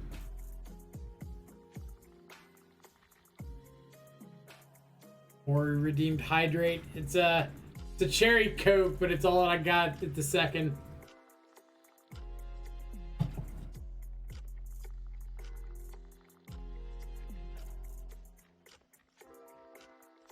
Yep.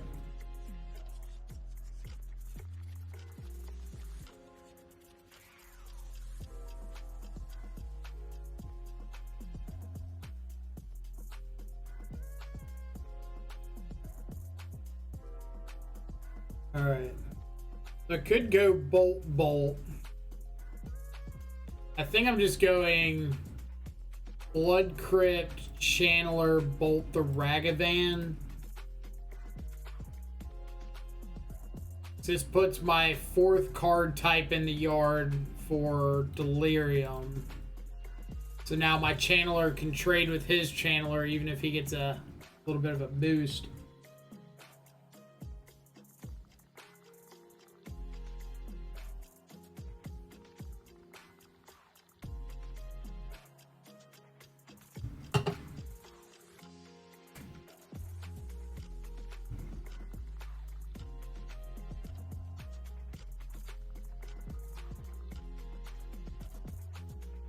All right.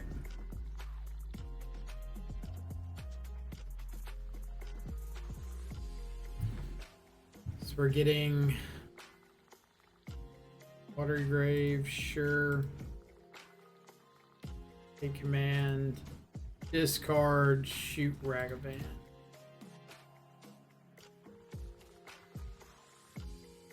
There you go.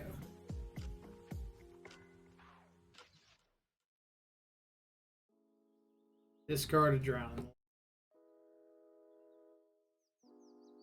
Alright, so they can add Lurrus to hand here.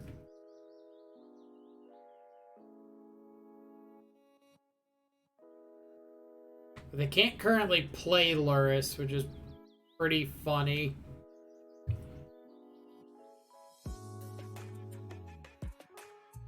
Cool. Iteration. Scourge. Not looking great when they're at 20 life. Let's go Iteration to hand, Scourge to the bottom, Bolt to exile.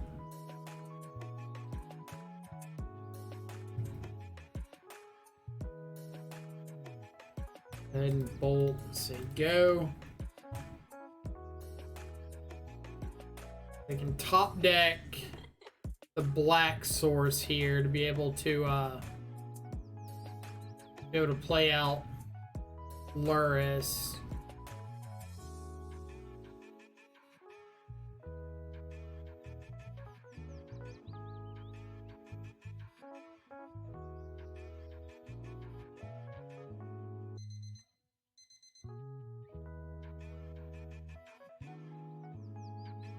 Yep.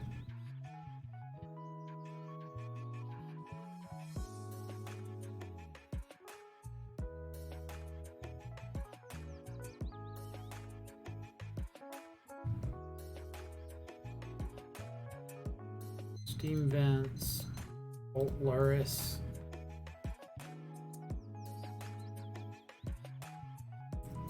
Alright. Threat.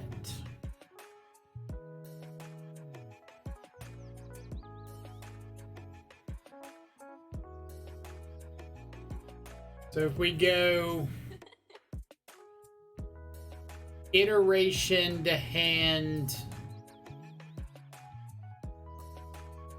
Spellbomb on the bottom, Channeler to exile, Mountain, play Channeler. So now Monkey is blocked. Drown the Monkey, no remorse.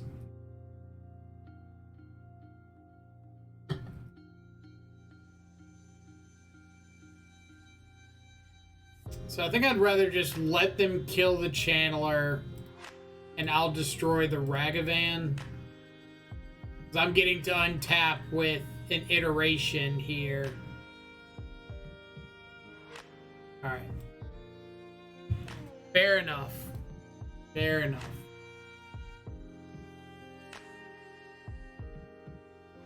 These games of these monkey mirrors just feel so snowbally. Like as soon as one person gets a bit of an advantage and starts getting ahead at all, it's so difficult for the other side to catch up. Like, I think it was game one there, we saw that, like, I got the first Ragavan hit in, and the extra mana just let me, like, have an answer to his dashed Ragavan on his turn, and just, like, ultimately seems miserable.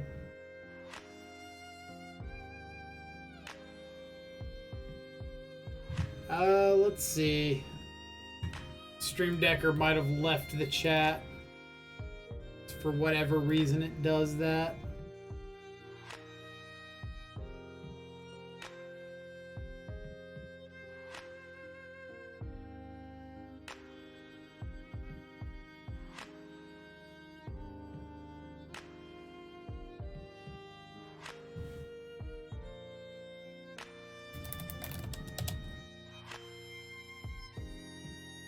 Stream Decker bot is offline.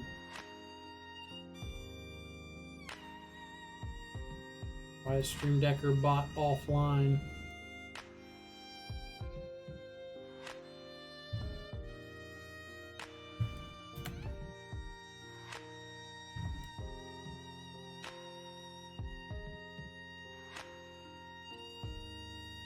Might be like some Stream Decker bot maintenance or something.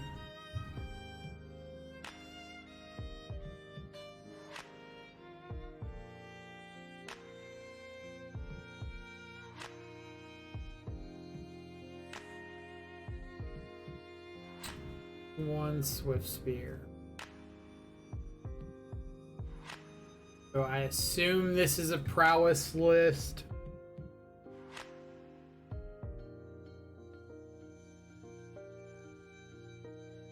I know I'm thought seizing, but what am I thought seizing off of? One thought seize off basic swamp or off watery grave.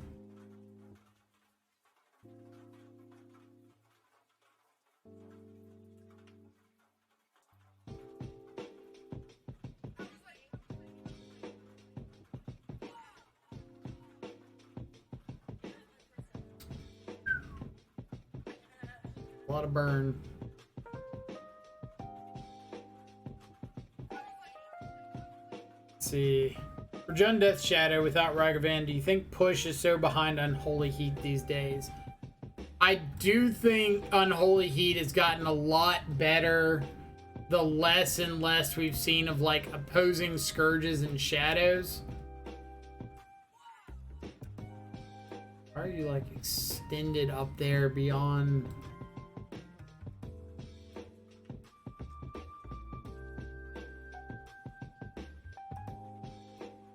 Like, the more opposing scourges and shadows there are, the better push gets.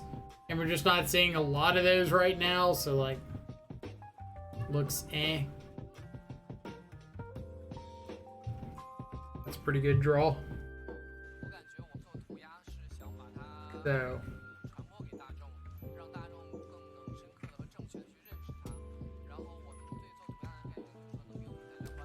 what's my plan? I gotta think about the mana I'm holding up, because I want Drown in the Loch live as soon as possible. Be able to fight over some stuff. But basic Mountain is not very conducive to double spelling Shadow and Drown. I can play out Shadow, fetch land, but then I'm like at the mercy of Seal plus Lightning Bolt.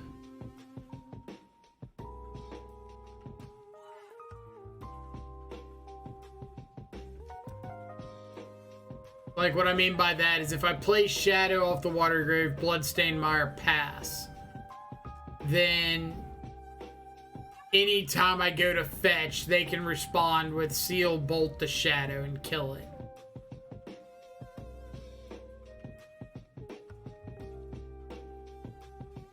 And I'm also in a tricky spot because Bloodstained Mire, I need the Bloodstained Mire to sack for a mount, or to sack for a swamp, which means I go down to 8, and they have exactly 8 points of burn currently.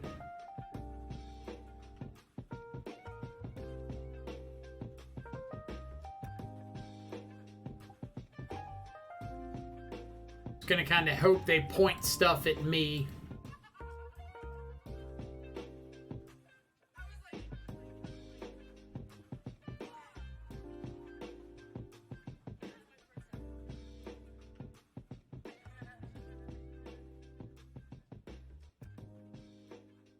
Maybe I'm okay if they Seal, Bolt the Shadow.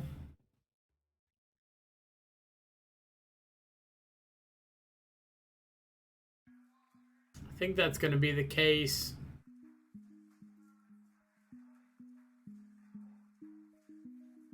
Because I just say, yeah, you got it.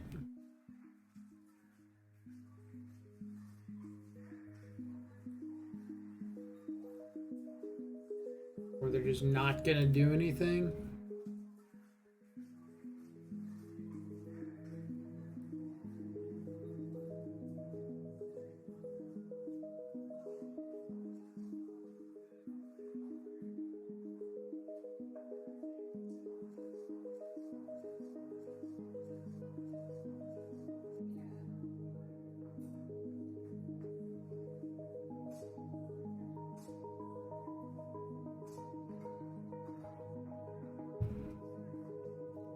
So, assuming their last card's another burn spell.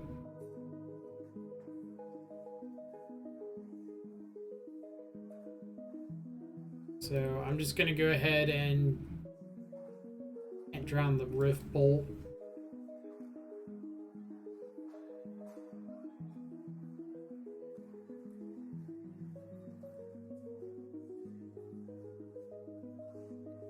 Yeah, they just have it. Even if I drown this, they just get to Lightning Bolt, Seal of Fire.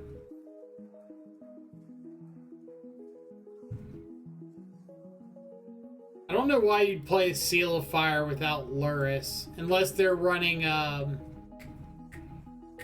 Chandra's Incinerator. That's something to keep in mind here. Chandra's Incinerator.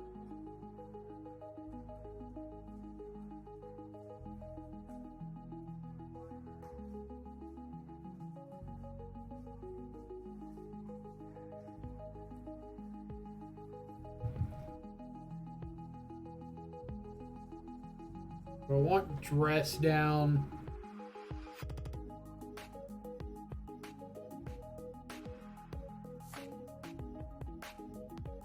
Gotta be Incinerator if it's Seal of Fire, right? I think that's like the only reason for Burn to play that card.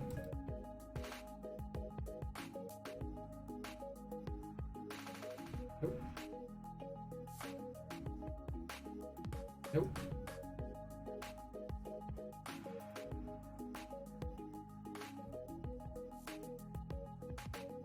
Ditch. Aid command. Bubble.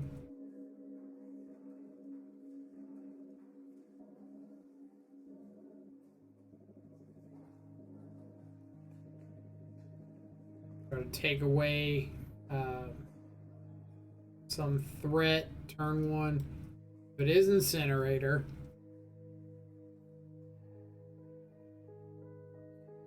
Gonna take away Seal of Fire.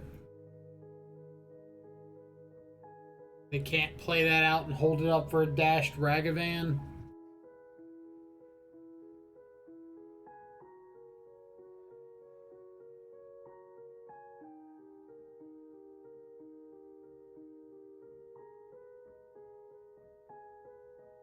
Take 4, unfortunately.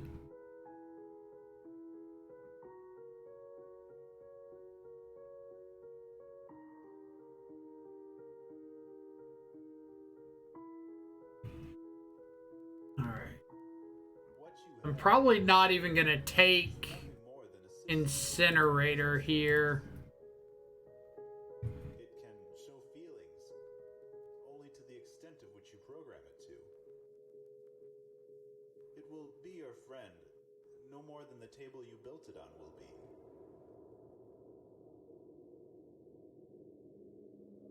I think I'm just going to take a Eidolon.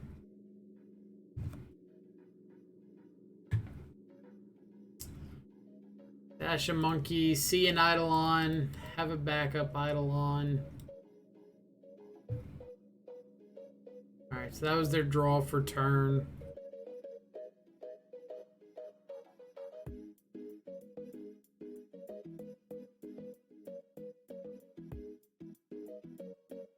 Dash you. If maybe they want to shard volley this.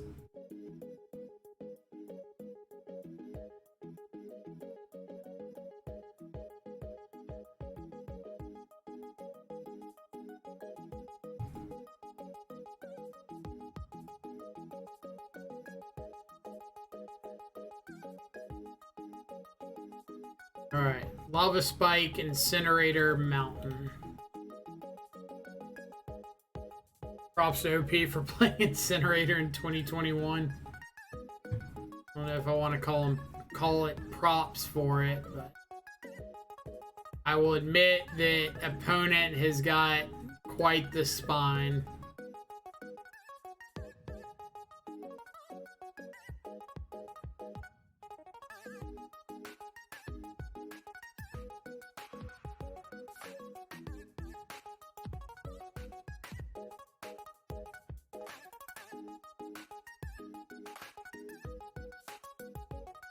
Roiling Vortex.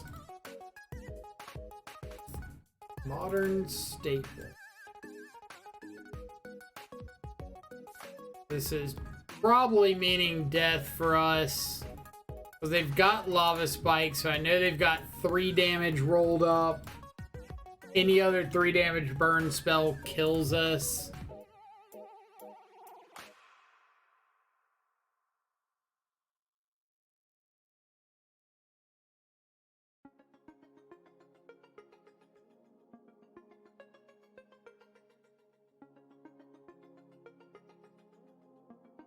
You've got free reign, opponent. Ah, yes. That's how I expected that game to end.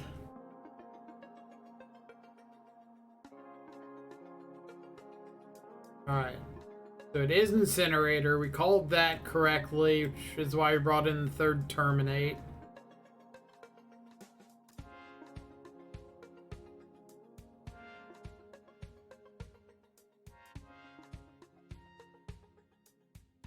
I'm gonna draw. Cut back some of the expensive stuff. Alright. We got I think that's gonna do it for us. Okay.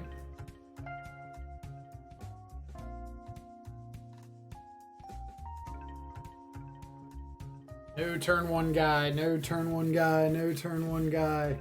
Turn 1 Seal of Fire. That works.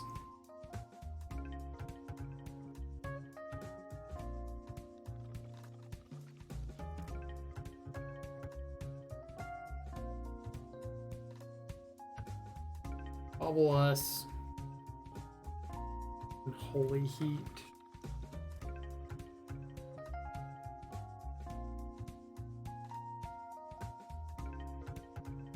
So if I go Shock, Thoughtseize, I put Sorcery in the yard. Land, instant, I can Unholy Heat a Chandra's Incinerator next turn. Alright. So if I play Blood Crypt Thoughtseize,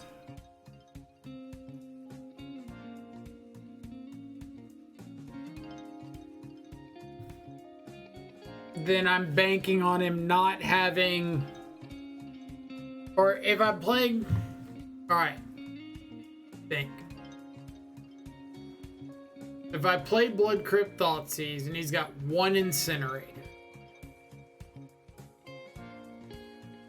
I think I just leave it, take a burn spell, and plan on Unholy Heating the Incinerator.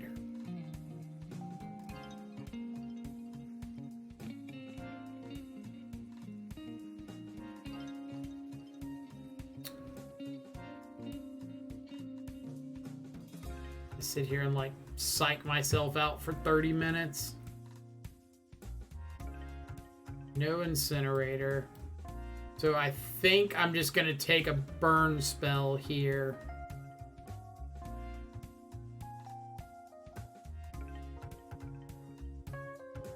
So I go down to 16 here, 13 off the Rift Bolt, 11 off Lightning Bolt and Eidolon.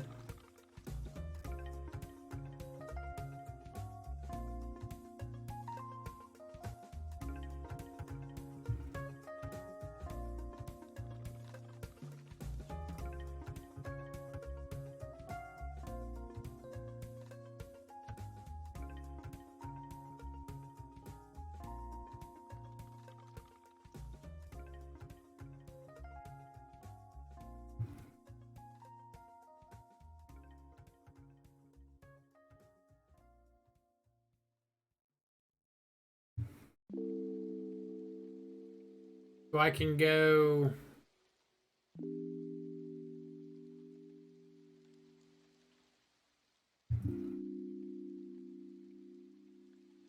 Rift Bolts,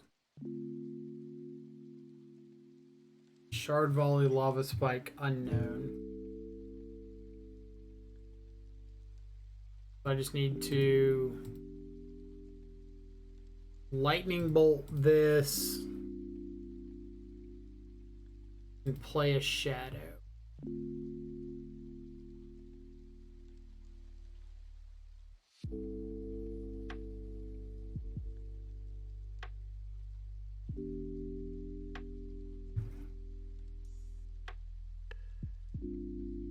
Now I've got Unholy Heat in case he finds an Incinerator. If he Shard Volleys my Shadow, a third land would let me K-Command.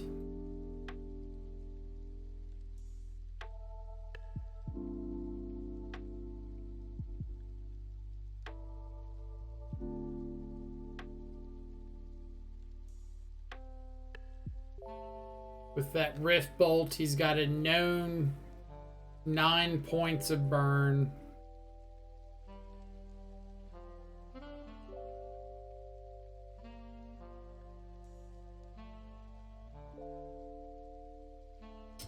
Known lethal burn, eh?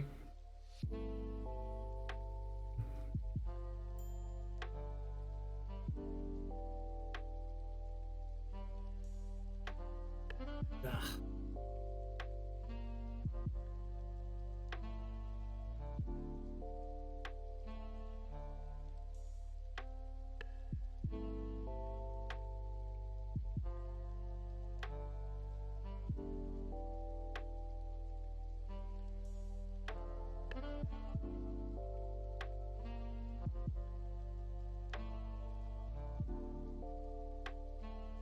Yeah, we know you got lethal burn.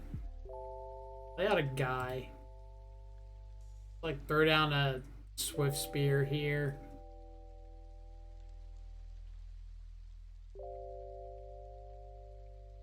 Ugh. Feels so bad. I remember when burn was such a good matchup for Grixis Shadow.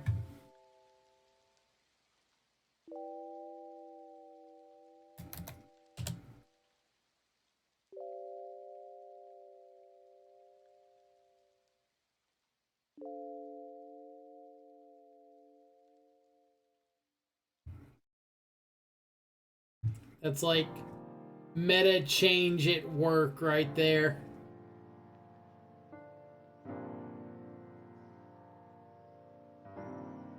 Used to be able to stubborn denial burn spells up and down with no regard for human safety. Now you got monkeys and expressive iterations.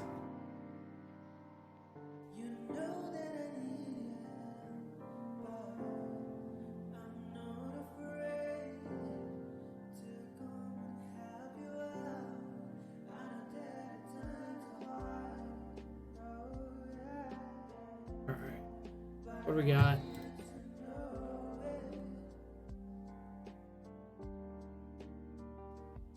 Right.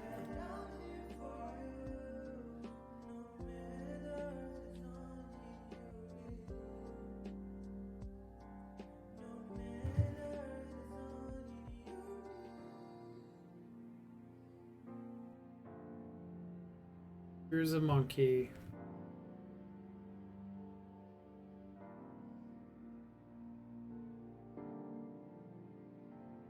That is a monkey.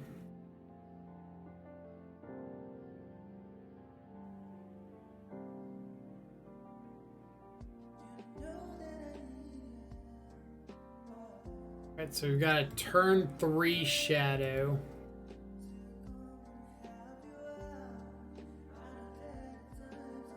Do we have enough to cast that? No, not quite. Dang.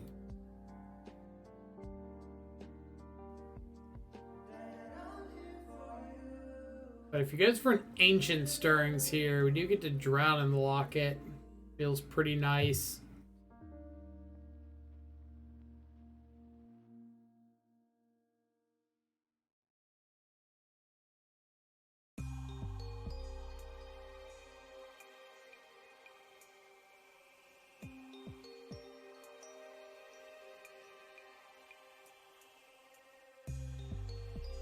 Boom.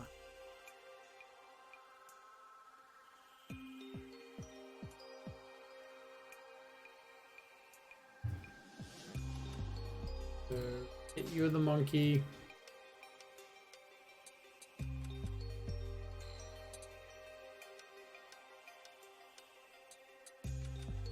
Don't say.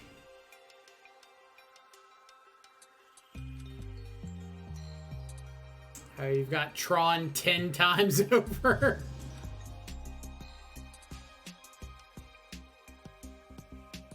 Our little stunt did literal nothing.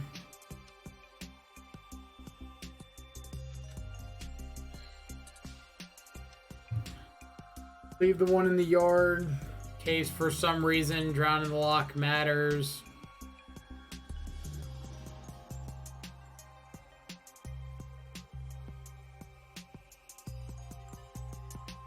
But probably not gonna matter. They just have Ulamog next turn.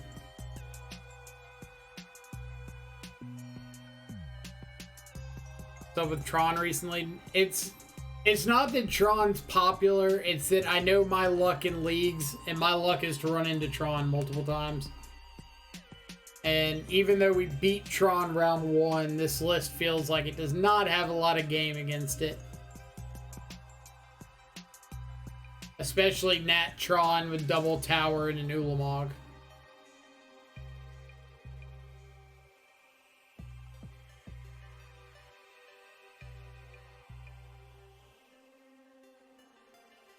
So the hope is that opponent's internet connection cuts out and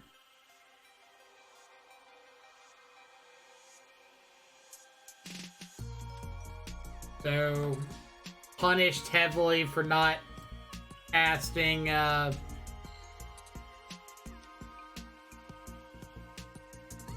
Shadow off a treasure.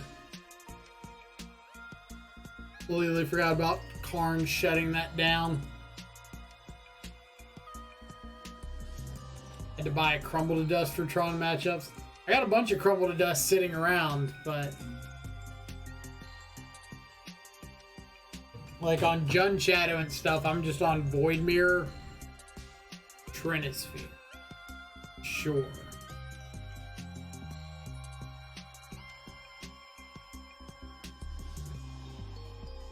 Thoughtseize.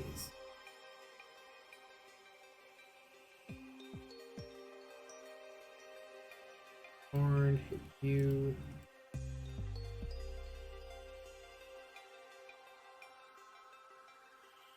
Ooh, we can play Karn of our own. Can we Karn? And no, we don't have enough mana. We could almost Karn and go get Void Mirror out of our board, but we can't because of Trinisphere. No.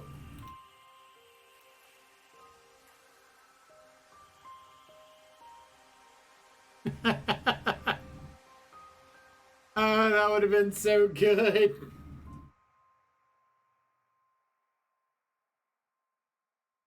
Why couldn't you have just gotten EE? Trinisphere makes all of your spells that would cost less than 3 cost 3 mana. So, like, we could play Karn and go get Void Mirror, but we can't cast the Void Mirror because it costs the 3rd mana.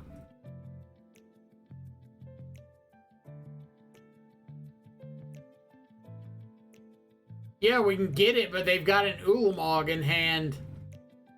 Like, Void Mirror does nothing if they get to cast Ulamog next turn and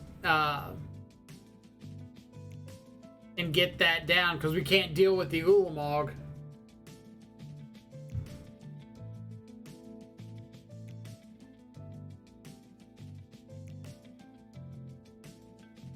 Crab terminate for the Ulamog.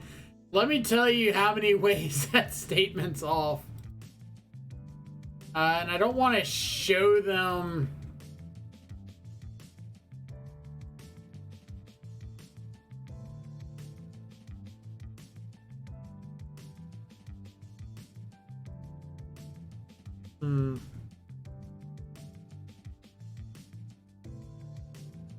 I don't want to show them Void Mirror.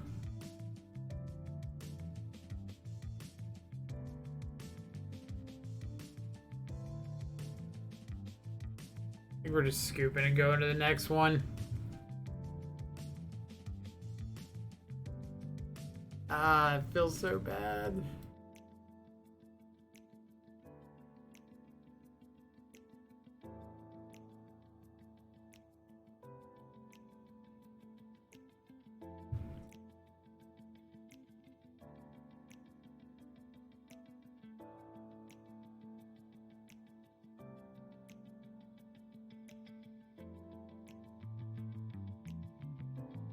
I don't think we brought in the extra K command last turn, or last time. Trinisphere. I don't even know why they would get Trinisphere sitting there against six mana available on my side.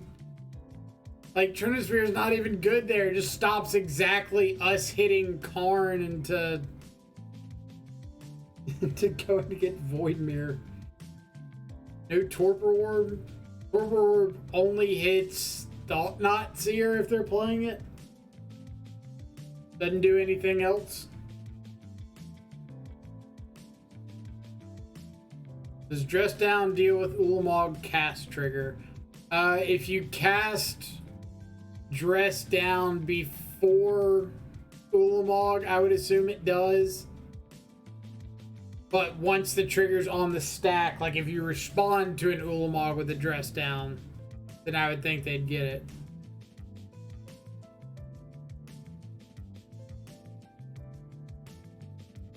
Does it not lose effects out of the hand?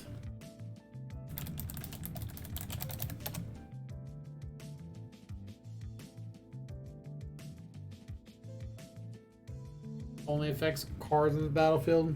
Fair.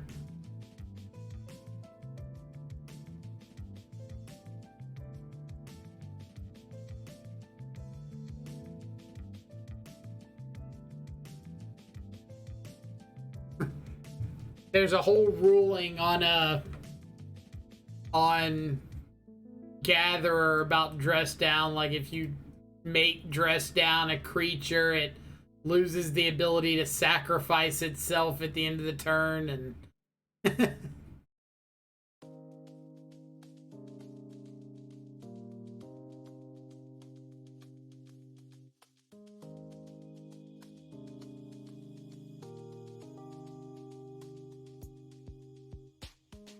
not a creature on the stack. I don't think it's a creature spell. Like, I agree on the stack, but in hand, I feel like it should be a creature with no abilities. But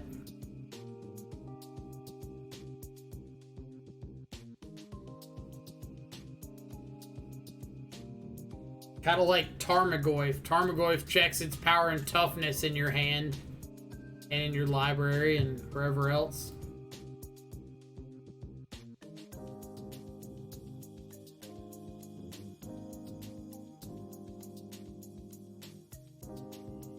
Thoughtseize first, so I can try to take like a Stirrings Mine Tower.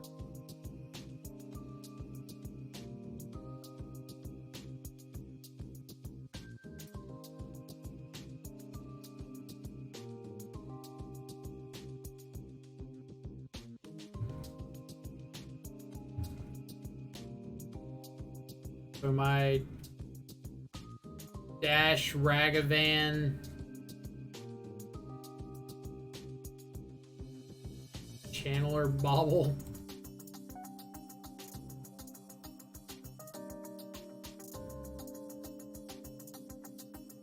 Warping Whale.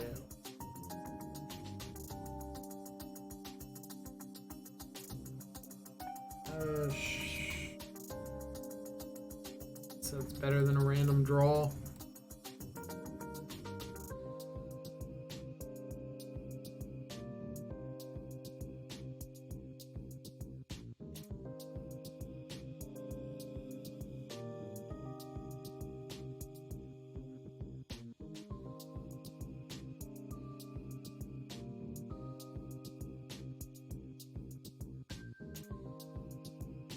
Alright, how do I want to sequence this? Bauble first, in case I can flip over something like that to make Dragon's Rage a 3/3.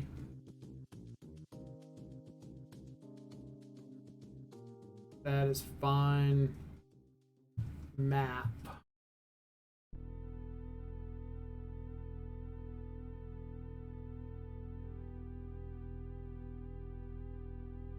So I could play Mountain Dash Ragavan, second main Expressive iteration.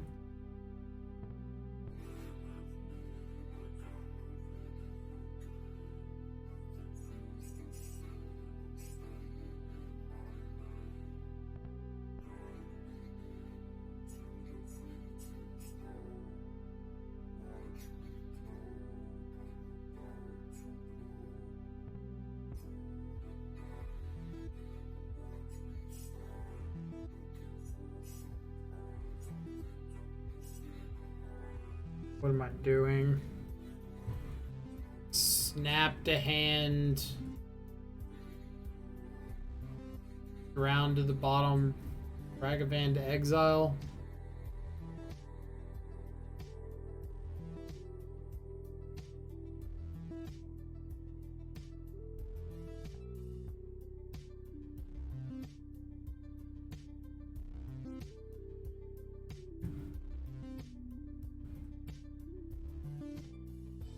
Alright. Now we can potentially find a power plant.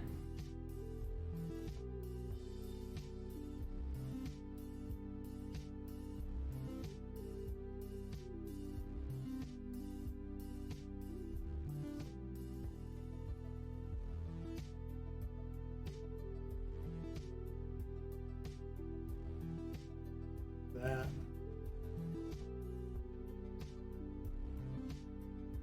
Just down plus shadow plus TBR.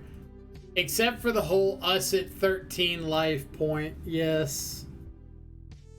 You are correct. Tower.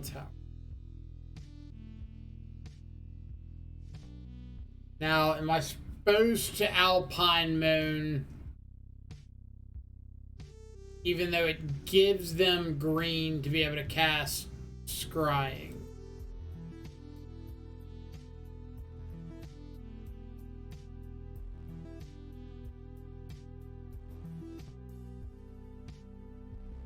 Yeah, Moon name the one on the battlefield. I like that. Plant it is.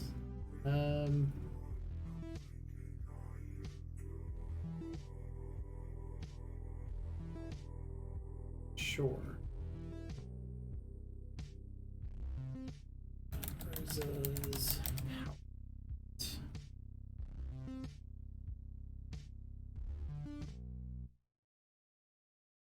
does kind of look like a 3-2 day, possibly.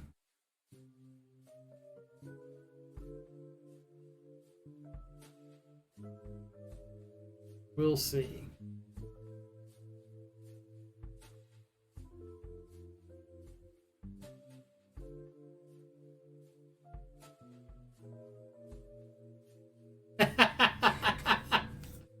The blind rip power plant. And I hate you.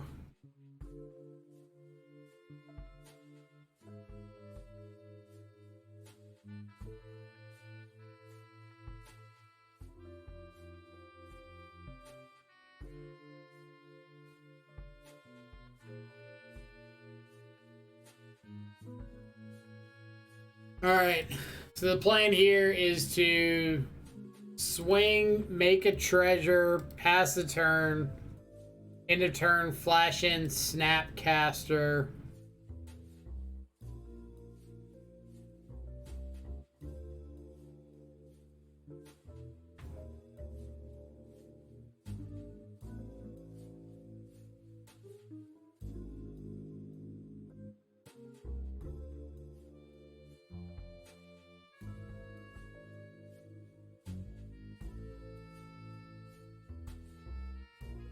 Can't you just main phase this?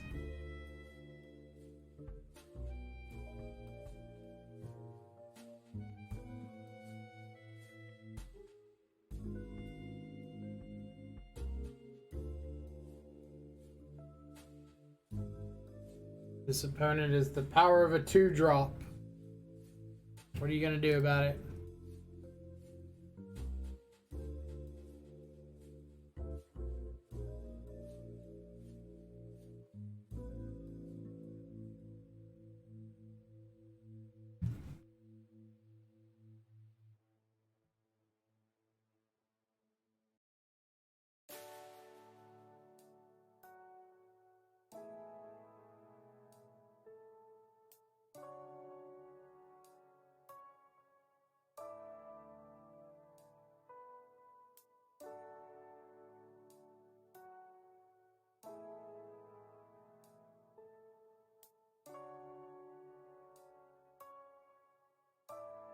Dress down into bolt. Could be.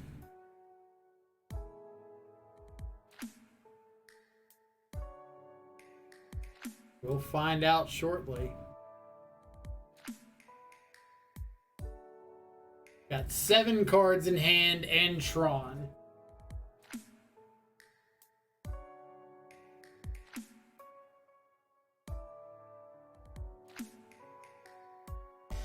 Even the Spirit Drift. That does not do it.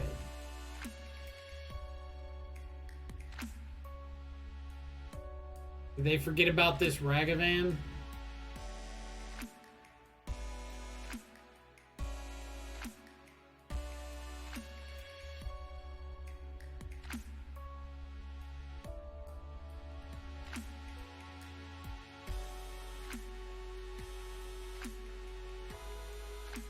Lightning Bolt, just for the fun of it. Guess they forgot about the Ragavan.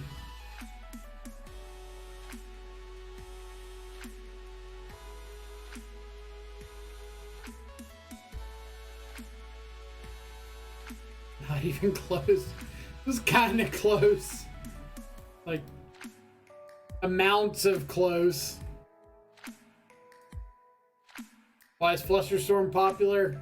No idea. Ask Bench. Bench wanted to play it over the Emrakul, so we're playing it over the Emrakul.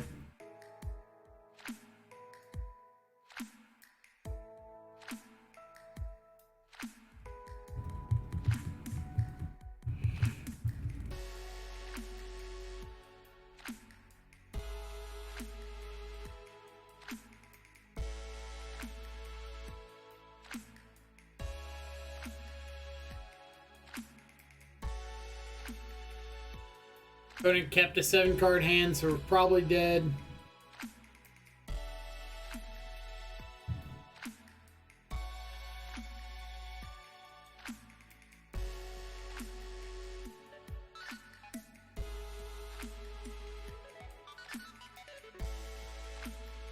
Basic force.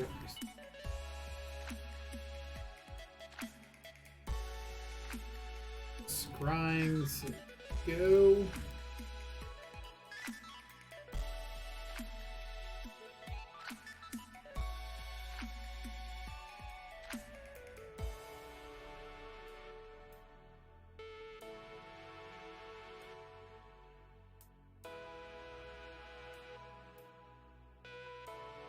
Draw another, or draw an Ancient Stirrings.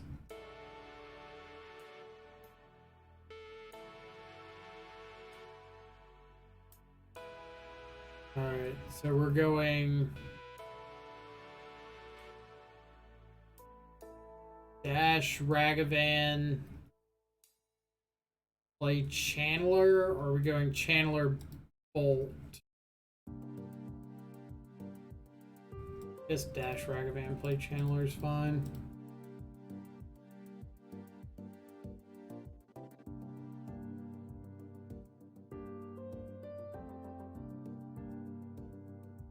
Need someone to get off the top.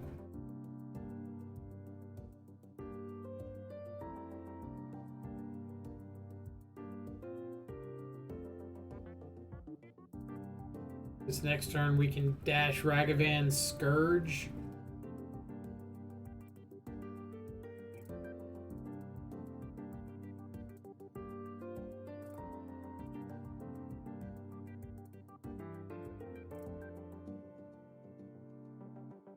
Or we could just...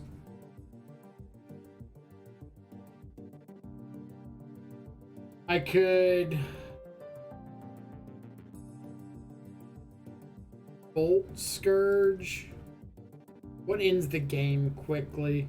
Or the quickest?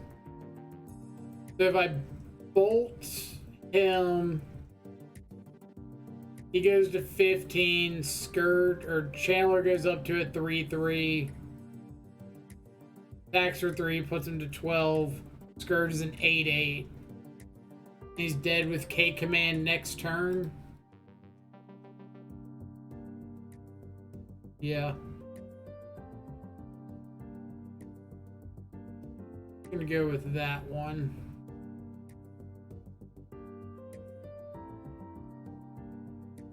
Not so great with with Scourge in hand.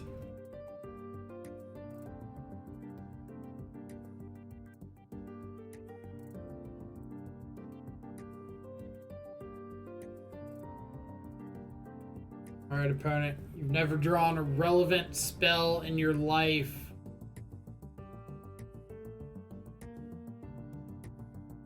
I believe.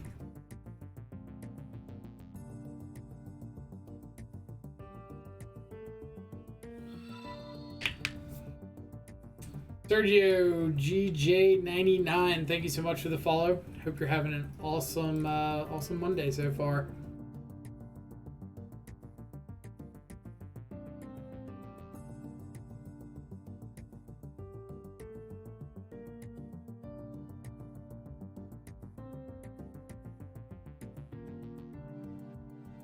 Just because I want to kill him with a dashed Ragavan instead of a K command.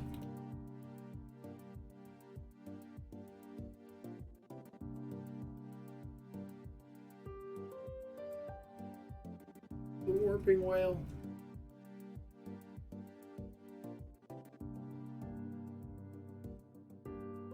Also played around like Veil of Summer there.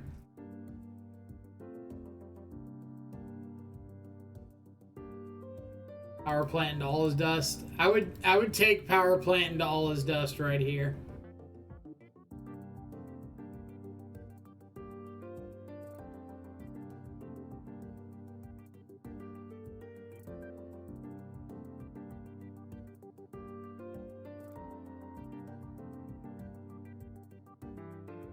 Like we beat Thragtusk, we beat Wormcoil.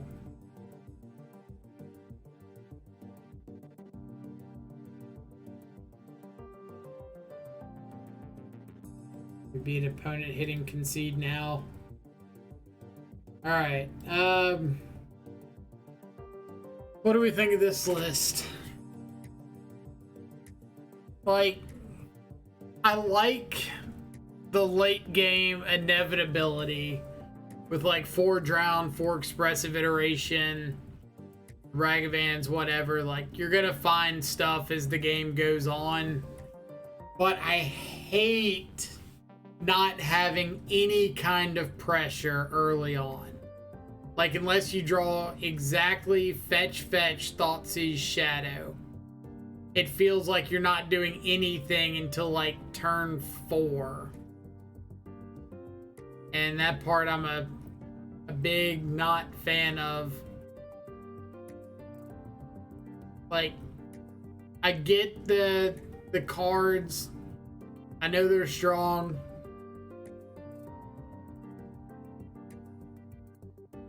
Yeah, like, I know your pressure's turn 1, Darcy or Monkey, but like, even those aren't pressure half the time. They're just kind of there. I'm not saying the list is horrible, it's just like not how I want to approach Shadow.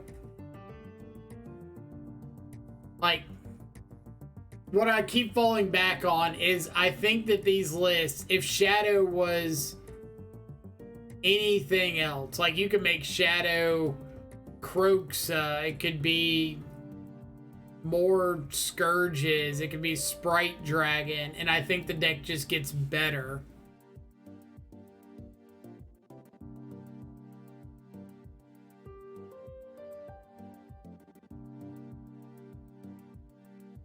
But Shadow's just kind of like there to plug in space, it feels like. Sideboard, Dress Down was kind of fun. I think it's like the typical bench spice, like Dress Down or Lazatep Plating or what's the counter a legendary spell? Like bench and 1 in a blue spells. Just name a more iconic duo. Tails in, that's the one I'm thinking of. Yeah. If it's 1 in a blue, bench just put it in the Death Shadow list somewhere. Worldly Council. Yeah. Thought I'd forget that one. K-Return, great. EE's great. K-Command, Terminate, great. Feed the Swarm. Not sure how much I like Feed the Swarm, but hey, we went positive, so it's a place to start from whenever we test out a similar list again.